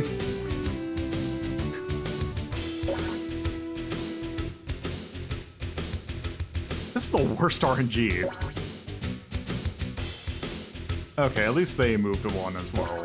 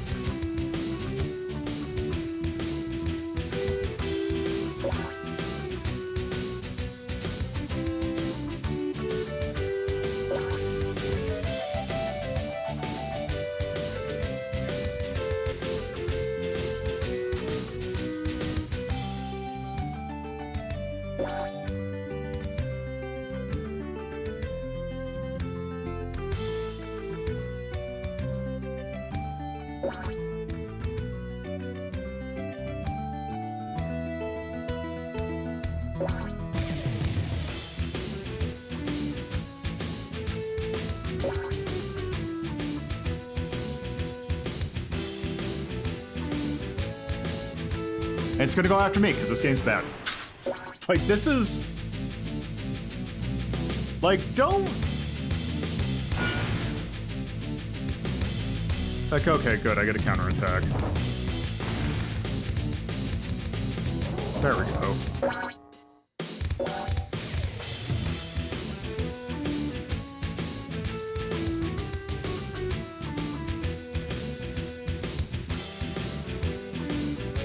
Whoop. Oh, my mic.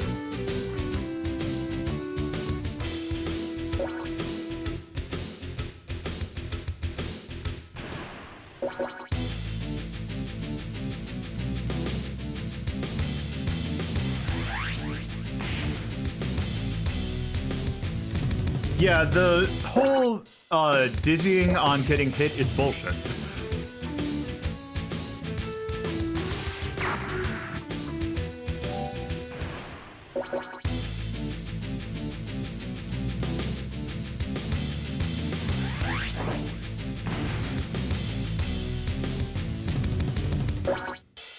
There.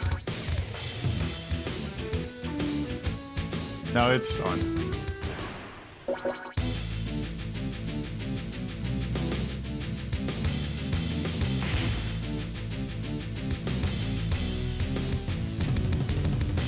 Okay, I should do good damage there.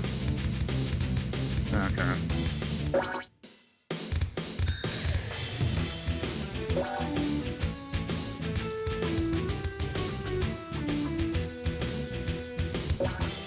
There we go. So essentially all these are like this game is basically just this, except you have different things.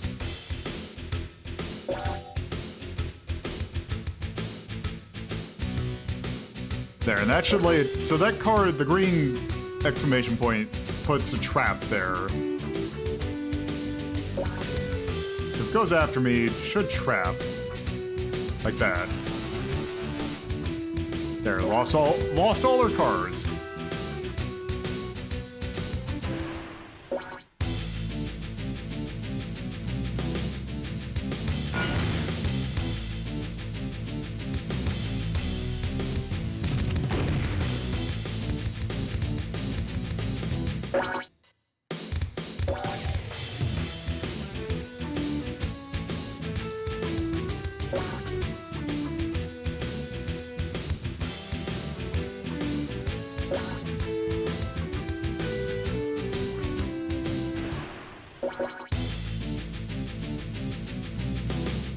Let's see.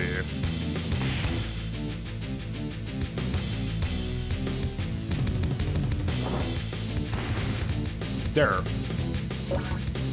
Yeah, give me your item. Because that's what happens when you kill someone. You take an item from there. Also, it lowers their maximum health by half.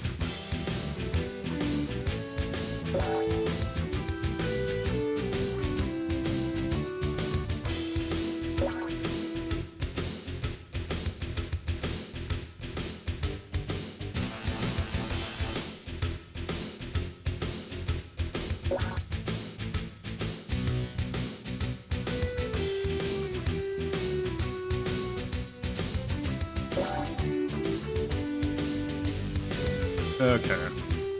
There we go.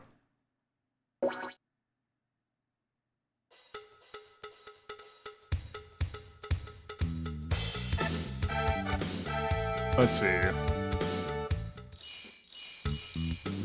Now that we're back. Let's see. Let's take a look at what we got.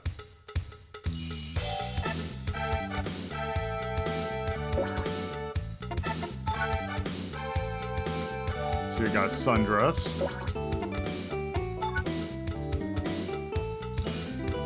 Oh, it's a background. What items do we... Let's see, can we...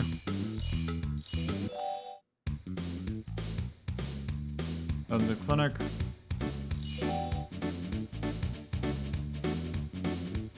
Oh, you need money to... Okay. Let's see if I... Let's see, I can change the background to this wonderful background.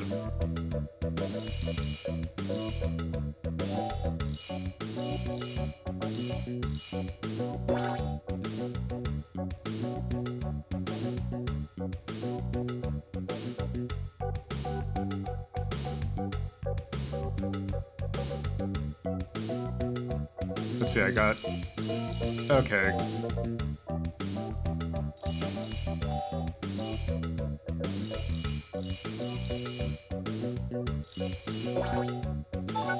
Sure, let's save in our memory card.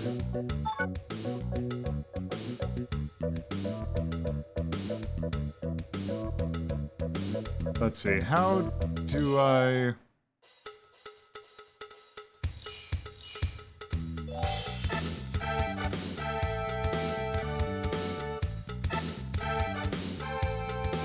just...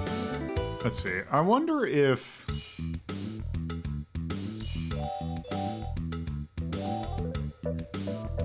Okay, so we got barely any money from that. So yeah, basically the thing is you just repeat things over and over again, and you get... You just do more stuff, and you can play with multiple people.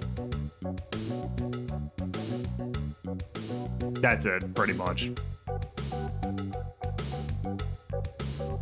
Yeah.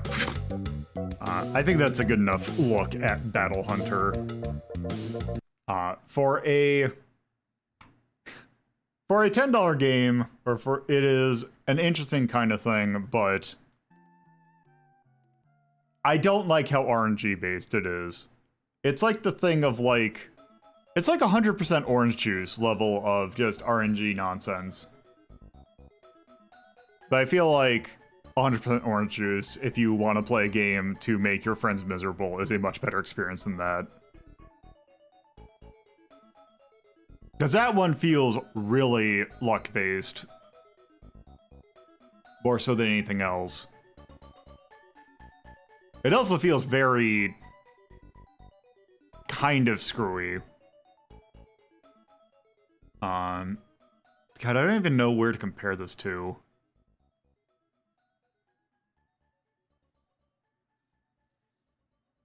So let's see.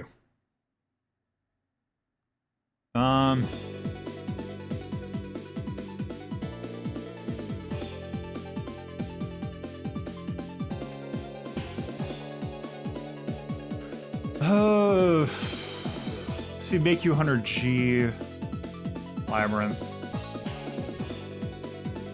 Yeah, I'm kind of feeling 13 on this. Like, it's got some interesting elements, but also it's kind of not that great. So I'll just go 13 for that.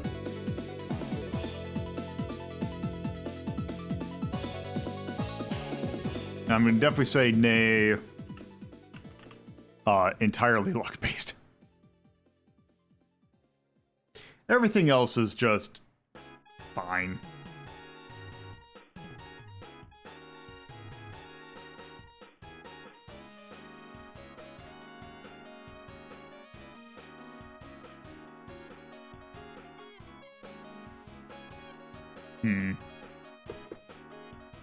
Yeah.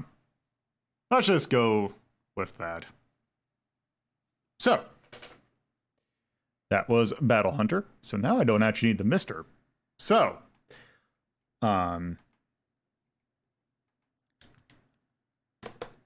next up. So, success kind of went on after, like I said, they're still around. And a lot of they made more arcade games pretty much until the point in which arcade games kind of stopped being a thing. And this next game actually started in the arcade, but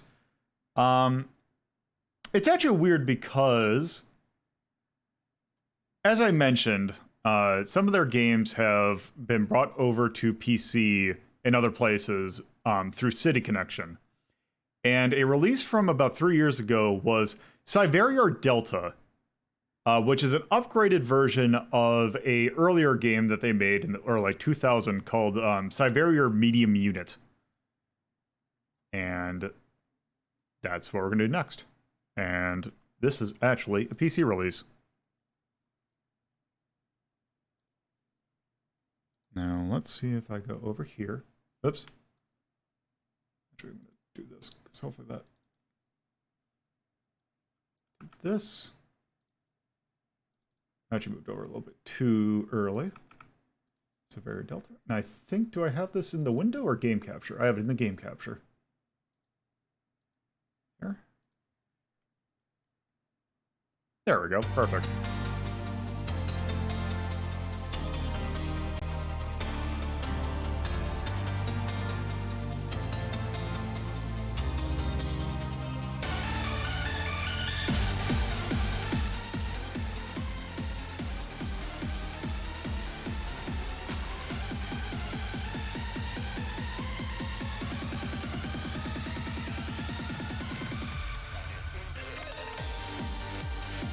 So this is a genre of shmup that I kind of appreciate, which is the shmup that knows it's a shmup and know that plot doesn't matter, and it's like, oh hey, you're a space thing and you're shooting stuff. I don't think there's a plot to this game. I don't know. Here's a fancy intro, and it's Psyvariar Delta. You can get this on console. I believe you can get it on Switch, PS4, and Xbox One era, I think. But yes.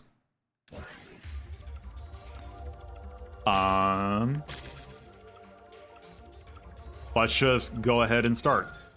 So, you have a choice of 3 different ships. I don't know what the difference between these ships is. They don't tell you, and I don't really think it matters. But there is actually, for Psyvariar Delta, there is a guest fighter, which is the Blanche from Jalico Shmup Psy-Battler. Oop, I don't want to play them. But, yeah. I don't know why that's specific, other than it's City Connection that brought it over here, which does a lot of Jalico stuff. But yeah, let's play as Axion Mew, I think? And yeah, so you get 3 different versions of the game. Medium Unit, which is the original, which I guess is what we'll start with.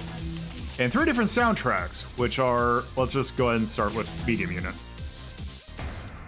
To play the game how it originally came out. So this is a shmup. Where you can die really easily. Let me remember how this game works. Okay, here's the ruling.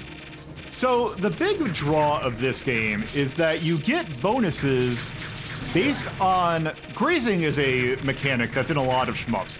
This one really goes into it.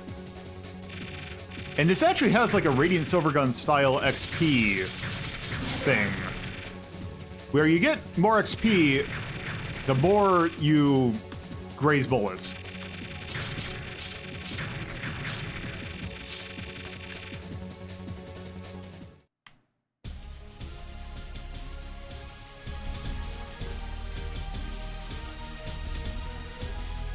And every time you beat a stage, you can choose your next stage.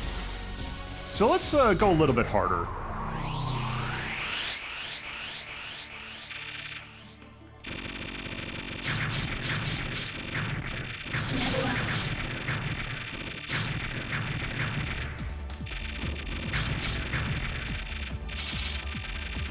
Yeah, that's why I thought I said it was Mew.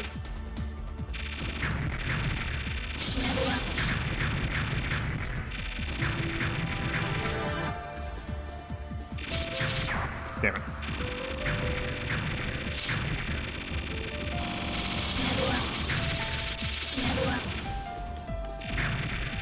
And yes, of course, if this is going to be a shmup that's based on grazing, you better bet this is going to be a bullet hell.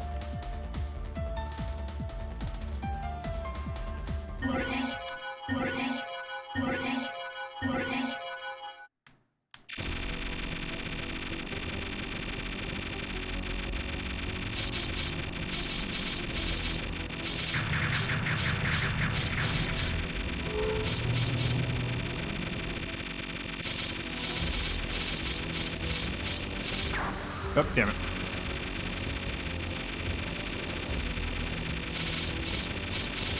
So the thing actually acts with that is that Bullet Heaven is now, there is now a genre that is Bullet Heaven. It's an alternate term for the Vampire Survivors like, and I hate it.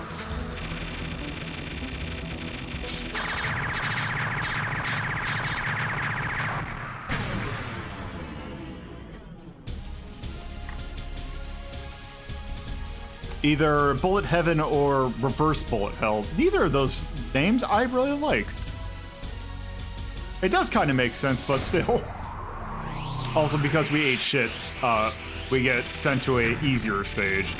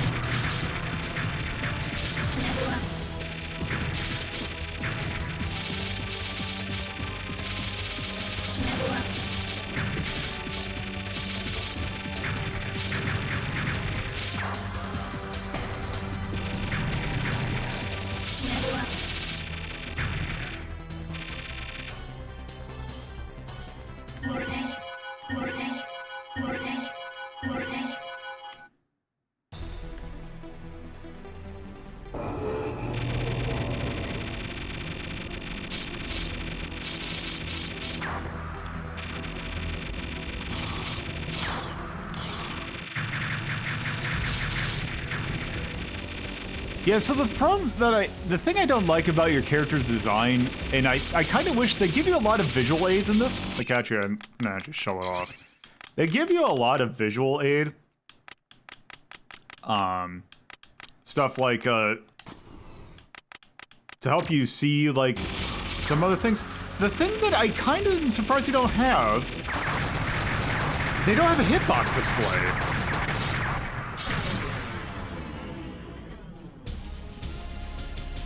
Which is, like, standard for a lot of shmups now.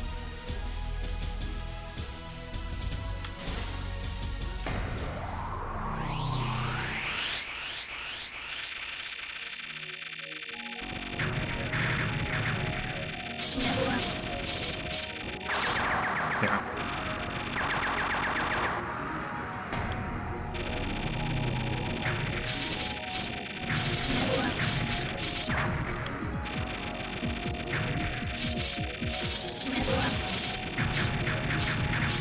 Also, one nice thing about when you level up is that you're actually given a little bit of mercy invincibility, and you can use that to your advantage.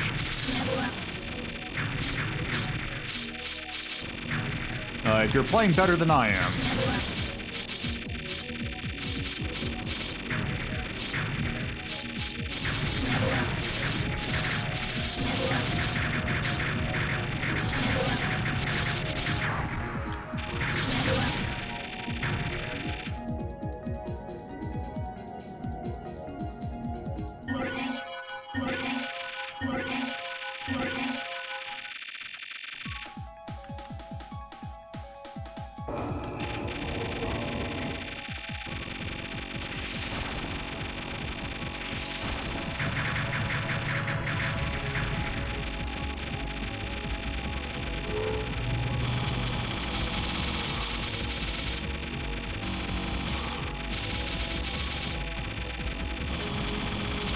Oop.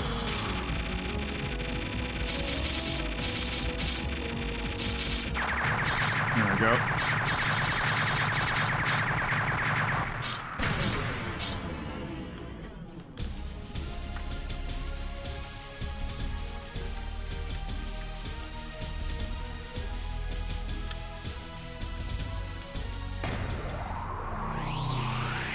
So yeah, this is a fairly... Like, this is a shmup-ass shmup. Like, you can tell that this is a game that is made for people who like shmups and are not trying to be, like, they're not trying to, like, appeal to any other genre other than the, hey, you like bullet hell shmups, don't you? Because we have a game that is, like, we know you like the mechanics of how bullet hells work. We're not gonna give you any other extra thing. We're just gonna give you a game. We're gonna give you a bullet hell ass game. And that's it.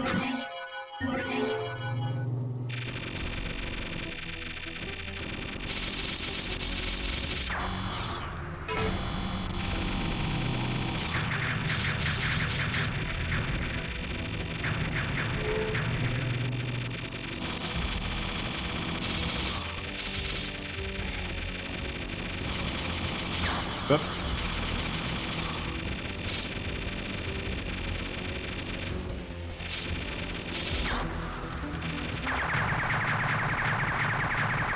I really wish they showed you what your hitbox is. I hope it's not that blue circle. Well, it can't be a blue circle.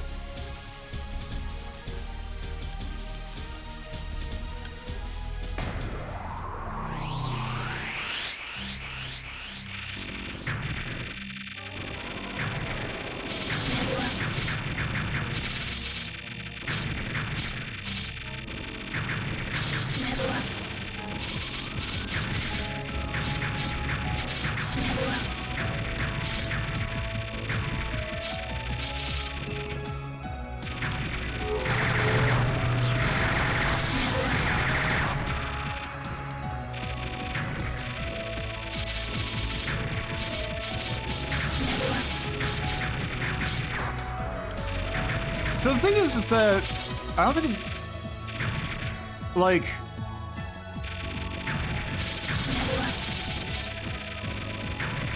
I have a feeling I have a feeling I know where the hitbox in general is, but it's just I wish they showed it to you a little, like they highlighted it a bit more.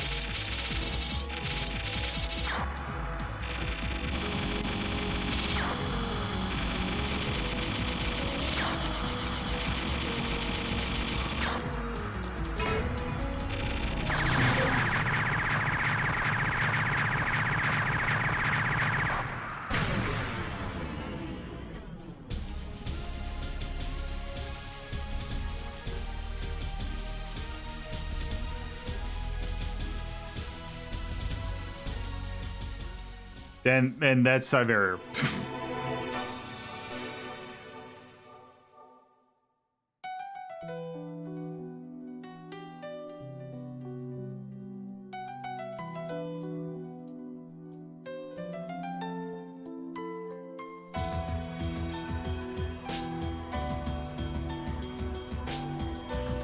Like, yeah, it's very short. Also, by the way, I think this game's like $30.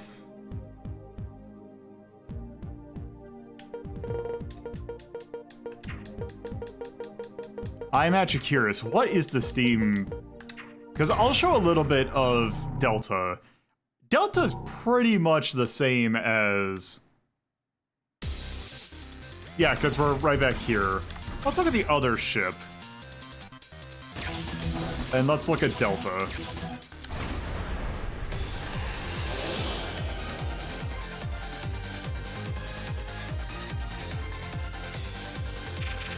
Like, it looks like there's some extra stages. Okay, so yeah.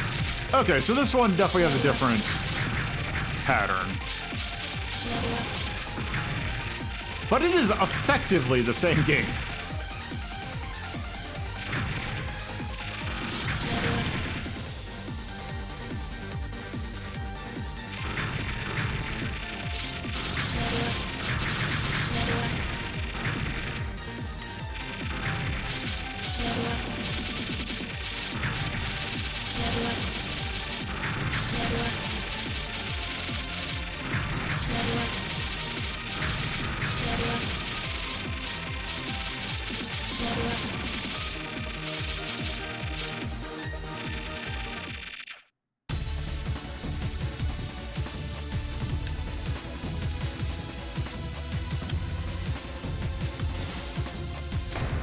Oh.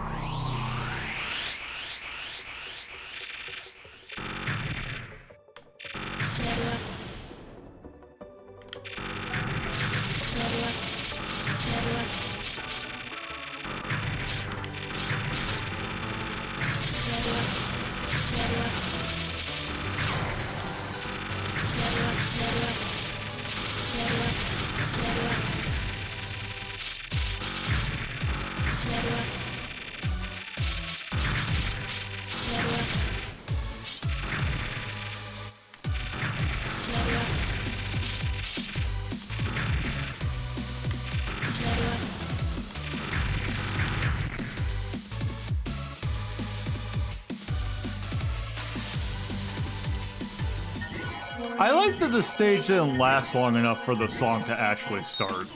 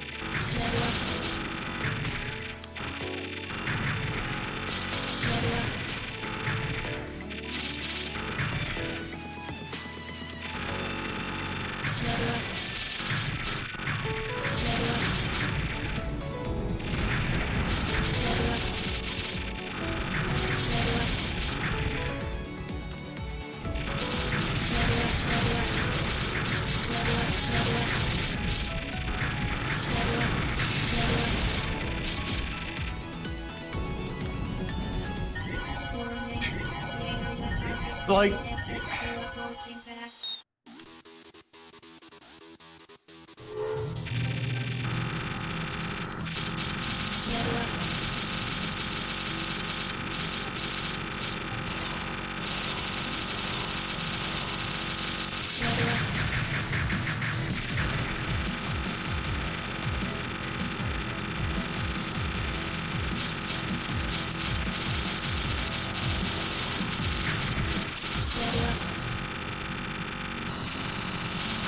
yep.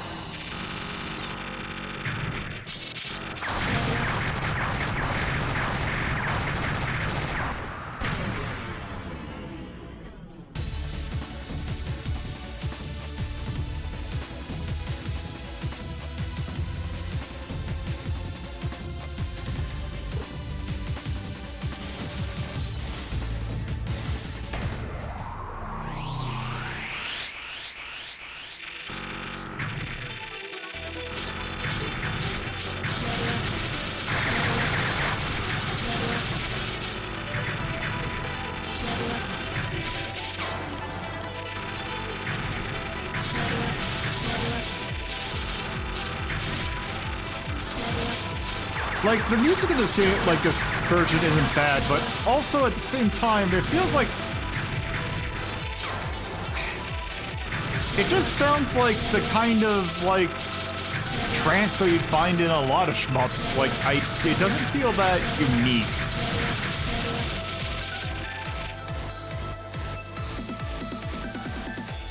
And also the music sound, like, the music goes, like, there's so much more of the song, but the stage ends because these stages are like a minute long.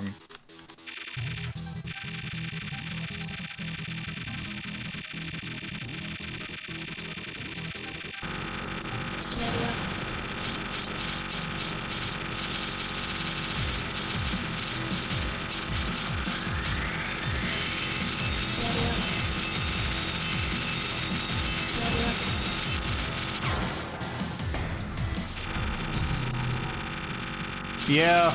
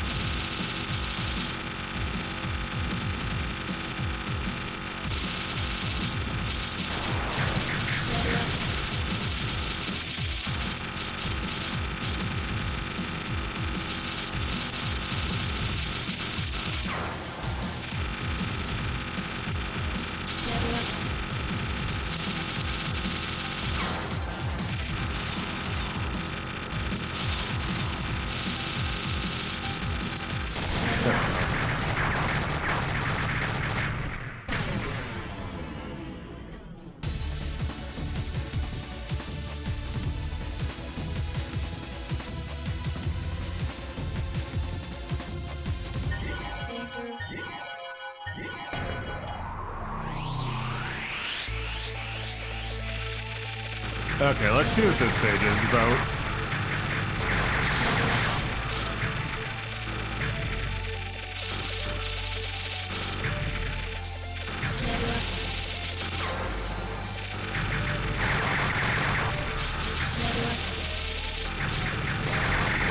Yeah, the buzz bonus is basically the grazing bonus.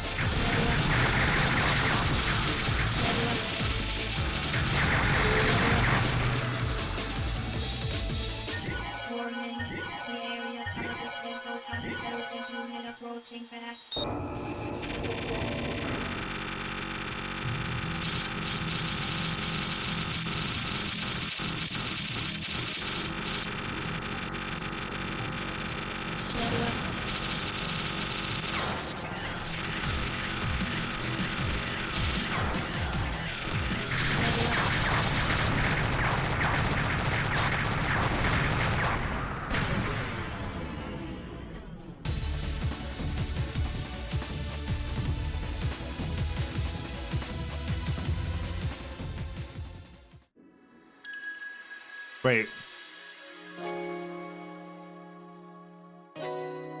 Why did it... What?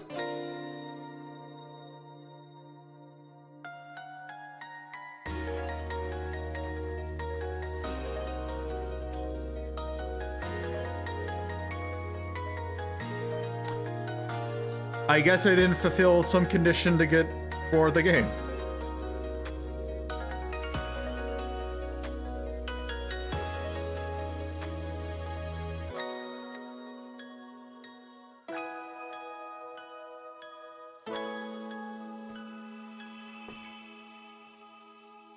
Oh, Psyvariar Delta, I guess.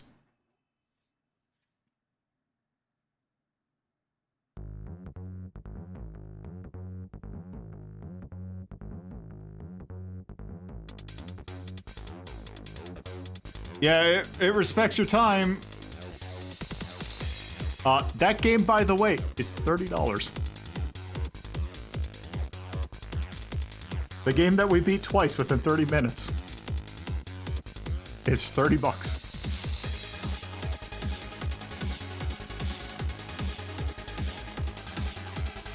Oh, hey, there's a lot of composers that are actually pretty decent.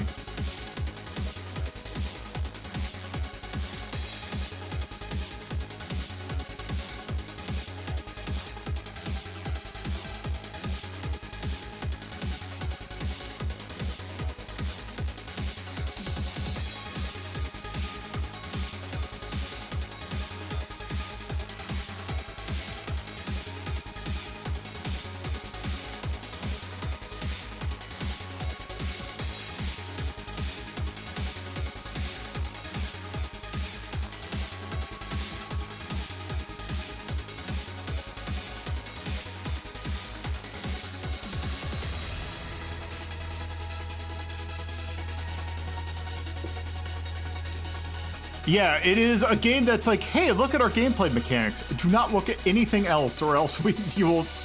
This all falls apart.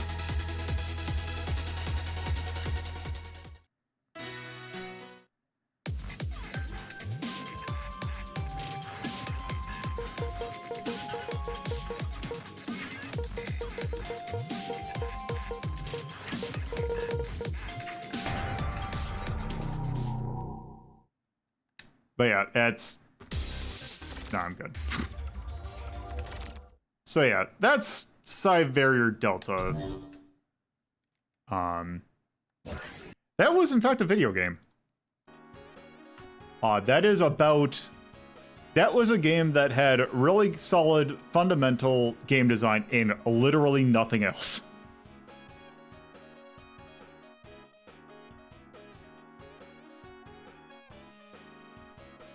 Like,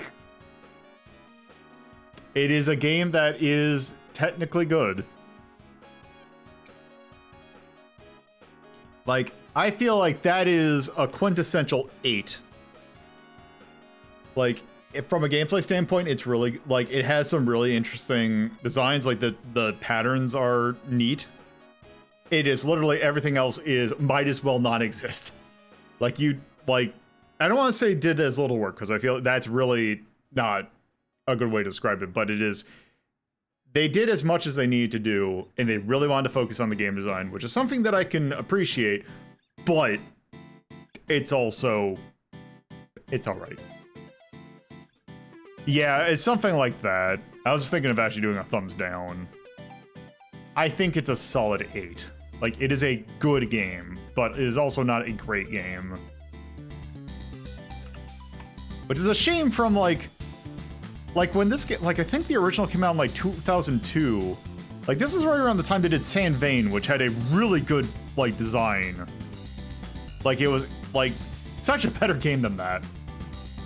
But Psyvariar is also, it's good. Like, it is just, yeah, like, actually, I think. It is just boring in terms of design, but yeah, that's that. So our last game, which we're probably not going to take a whole lot of look at, but I don't think we need to, because This is going to be ending on a little bit of a dour note. Well, not dour as in sad, but so there's one, technically two, but we're going to get to Cotton. The latest Cotton game is going to be is going to be next week. But there's one game that we have in between. And I actually have to load up a Dreamcast emulator for it. So, Panoramicon was an interesting take on Cotton that was like a Space Harrier kind of game. Like it was behind the back.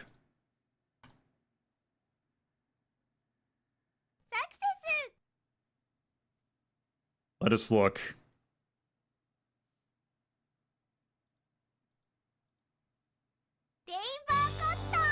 Let's look at Rainbow Cotton. Which came out in 2000. For the Dreamcast and only in Japan. Here is your options. There are not that many options.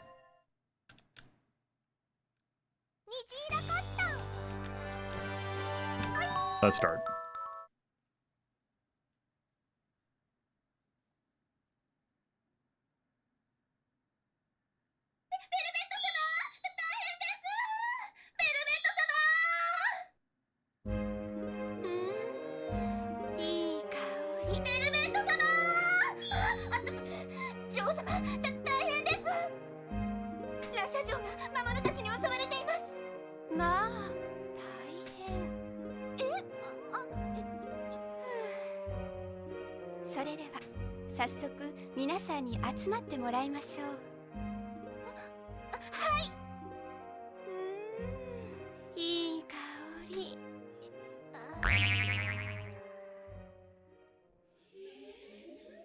皆さん、また大変なことが起きてしまいました。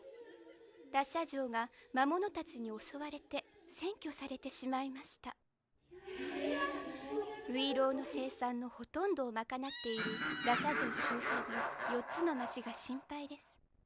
もしこのまま4つの町が占拠され、あの伝説のウイローまでもが魔物の手に渡ってしまえば、世界は再び闇に包まれ、荒れ放題となってしまうでしょう。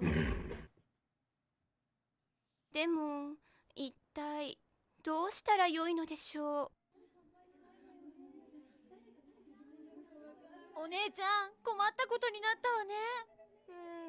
どうしましょうって言ったって話の通じる相手じゃないし。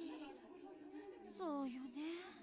そうだ、ゴッドンに頼めば。ダメよ、あれだけ有名な観光地をなぜ知らないかはわからないけど、あの場所にゴッドンを行かせたりすれば。この町のウィローはすべてあたいがもらったぽ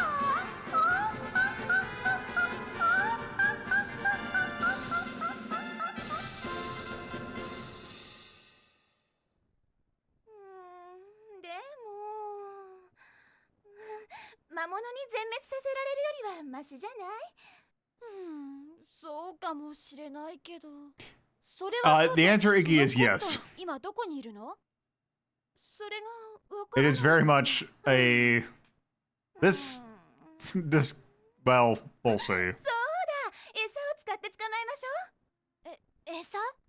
捕まえる？そう。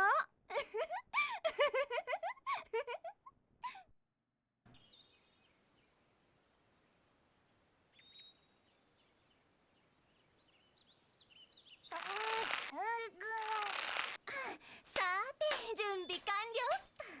準備完了って。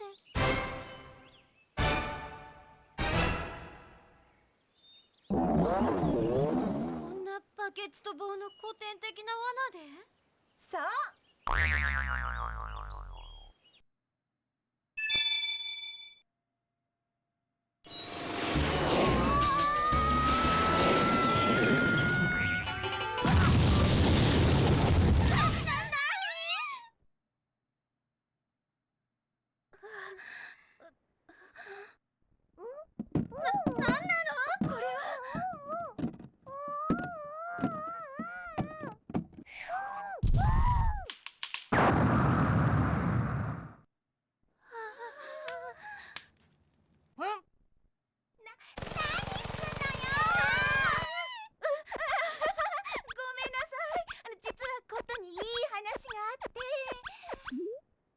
話ってまたあんたなの？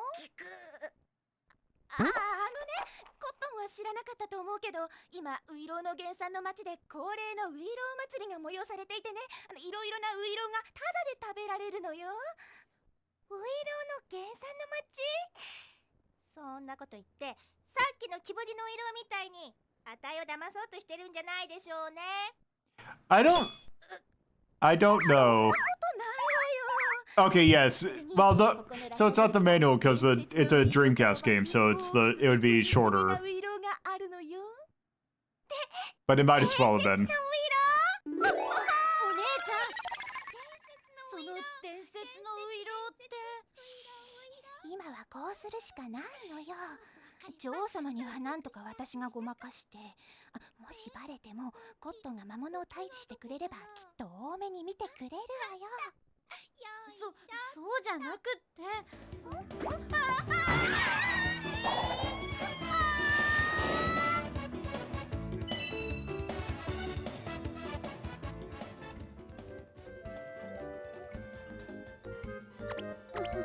行っちゃった。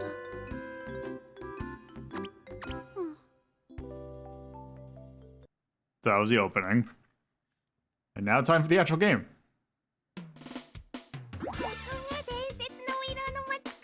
Or not.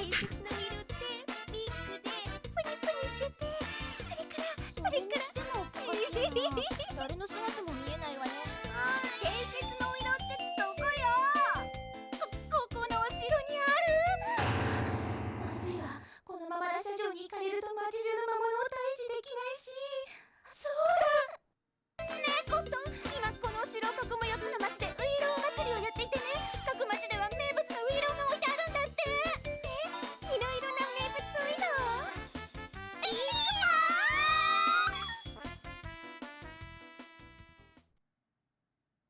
くわ！ Okay, here we go. So,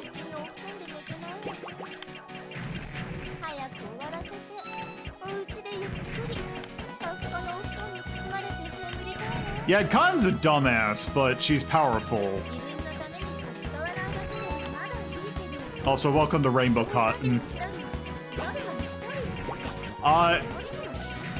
I don't know if I call it like sin and punishment. It's like somehow it actually somehow manages to be a little less like this feels like somehow less like this feels like a lesser space harrier.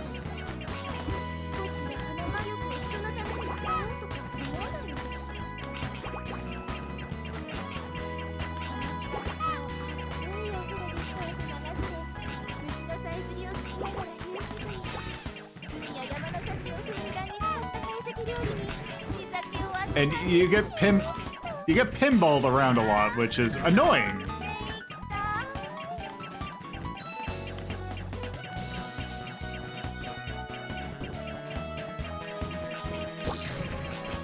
Yeah, that is one thing about the Cotton series that I can appreciate, is they are never, at least as far as I can, from the games I've played, they have never been horny towards Cotton.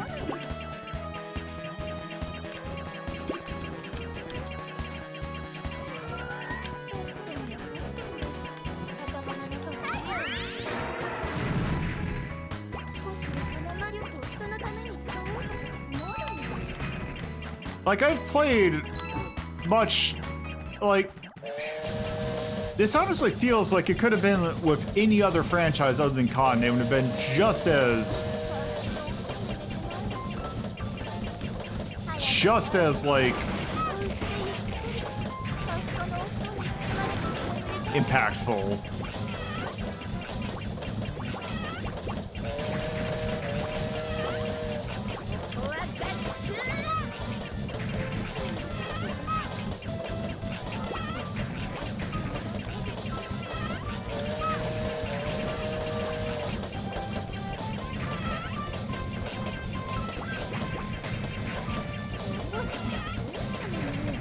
Oh. There is actually a crystal.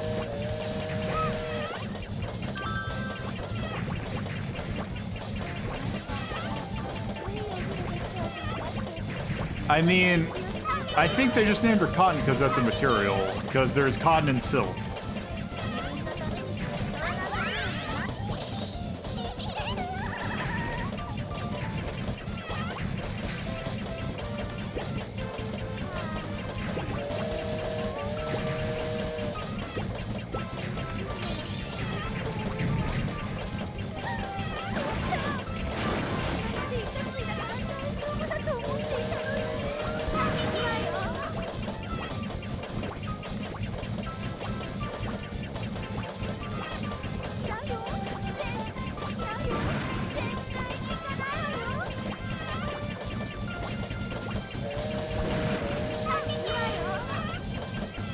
You can turn off the anime scenes.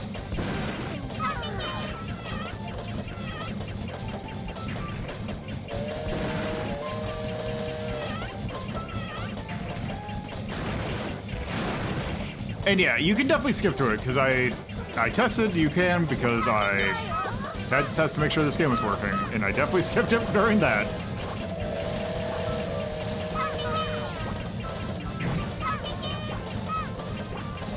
Yeah, this doesn't feel good. Like, I heard it was like, oh, this game's not that great, but also, man, this feels like... Panorama Cotton felt a lot better than this did.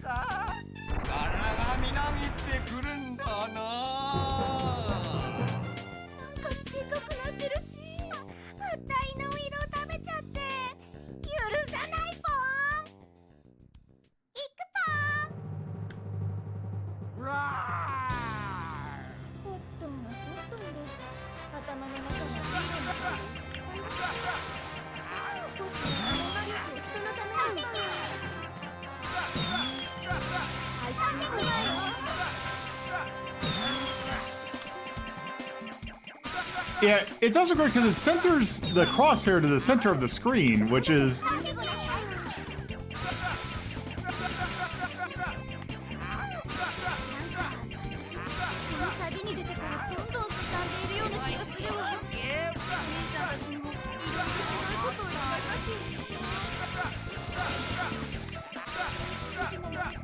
So aiming at anything that's not, like, the center is really annoying.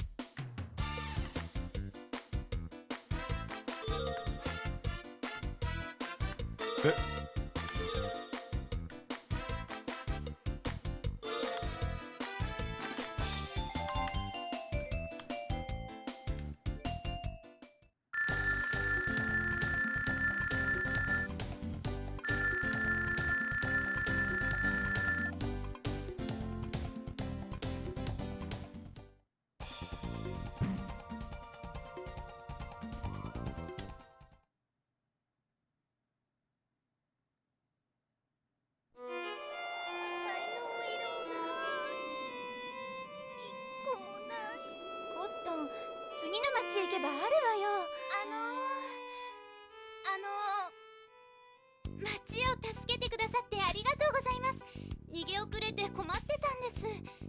何もお礼はできませんが、このスタンプラリーカードを差し上げます。ラシャ城を囲む4つの町にあるスタンプをすべて揃えるとラシャ城に入ることができます。ってことは全部の町を回らなければラシャ城には入れないの？そういうことになります。はい、どうぞ。それじゃあ、そういうことだから次行きましょう。次ねえ、ウイロー。行くぞ。 So, yeah, this is Rainbow Cotton. I honestly think I've kind of seen enough. Let's just put that one to bed.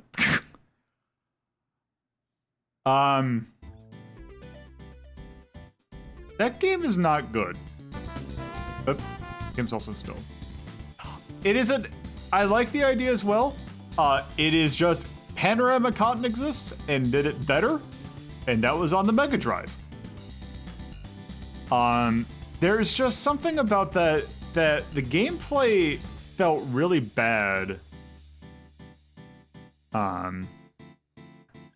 Yeah, it is. Yeah.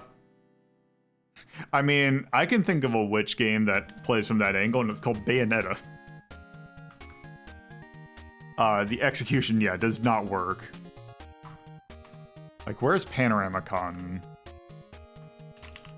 Because that game, the problem with Panorama Cotton is on the Mega Drive, so the frame rate's pretty bad. But from a gameplay standpoint, it's much better. This just the gameplay doesn't work, which is worse. It is a buttery smooth frame rate to play something incredibly boring.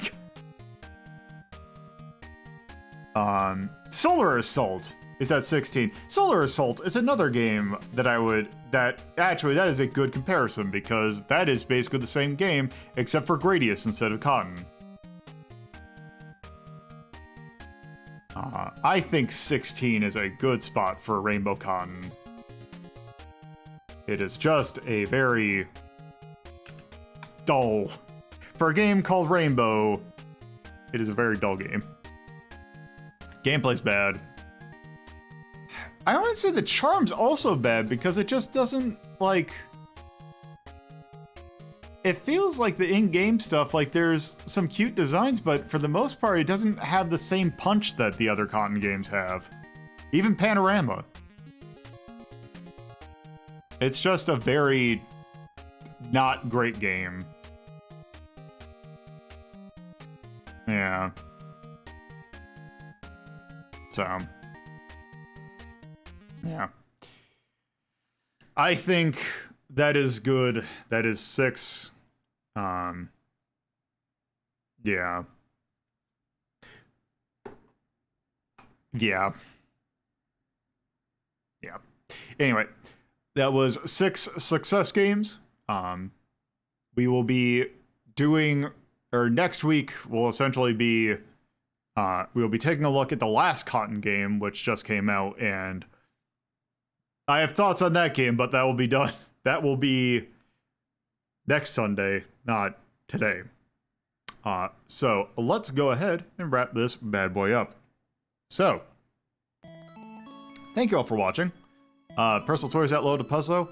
I have a Discord. You can chat the community, take part in polls, and other fun stuff. You can go to club.hazel.town and it'll take you, or it'll give you an invite to the server. I do have a coffee, cafe.hazel.town. You can help with hosting costs and various other things. If you're watching this on a VOD, you can watch these live Fridays at 7:30 p.m. Eastern Time, Saturdays at 2:30 p.m. Eastern Time, and Sundays at 1 p.m. Eastern Time at theater.hazel.town or twitch.tv/LoadToPuzzlo. If you do want to watch VODs, you can go to the YouTube channel, which you can find by going to BeKindRewind.hazel.town. Monday, Wednesday, Friday uploads are at 8 a.m. Eastern. This one will go up on Friday.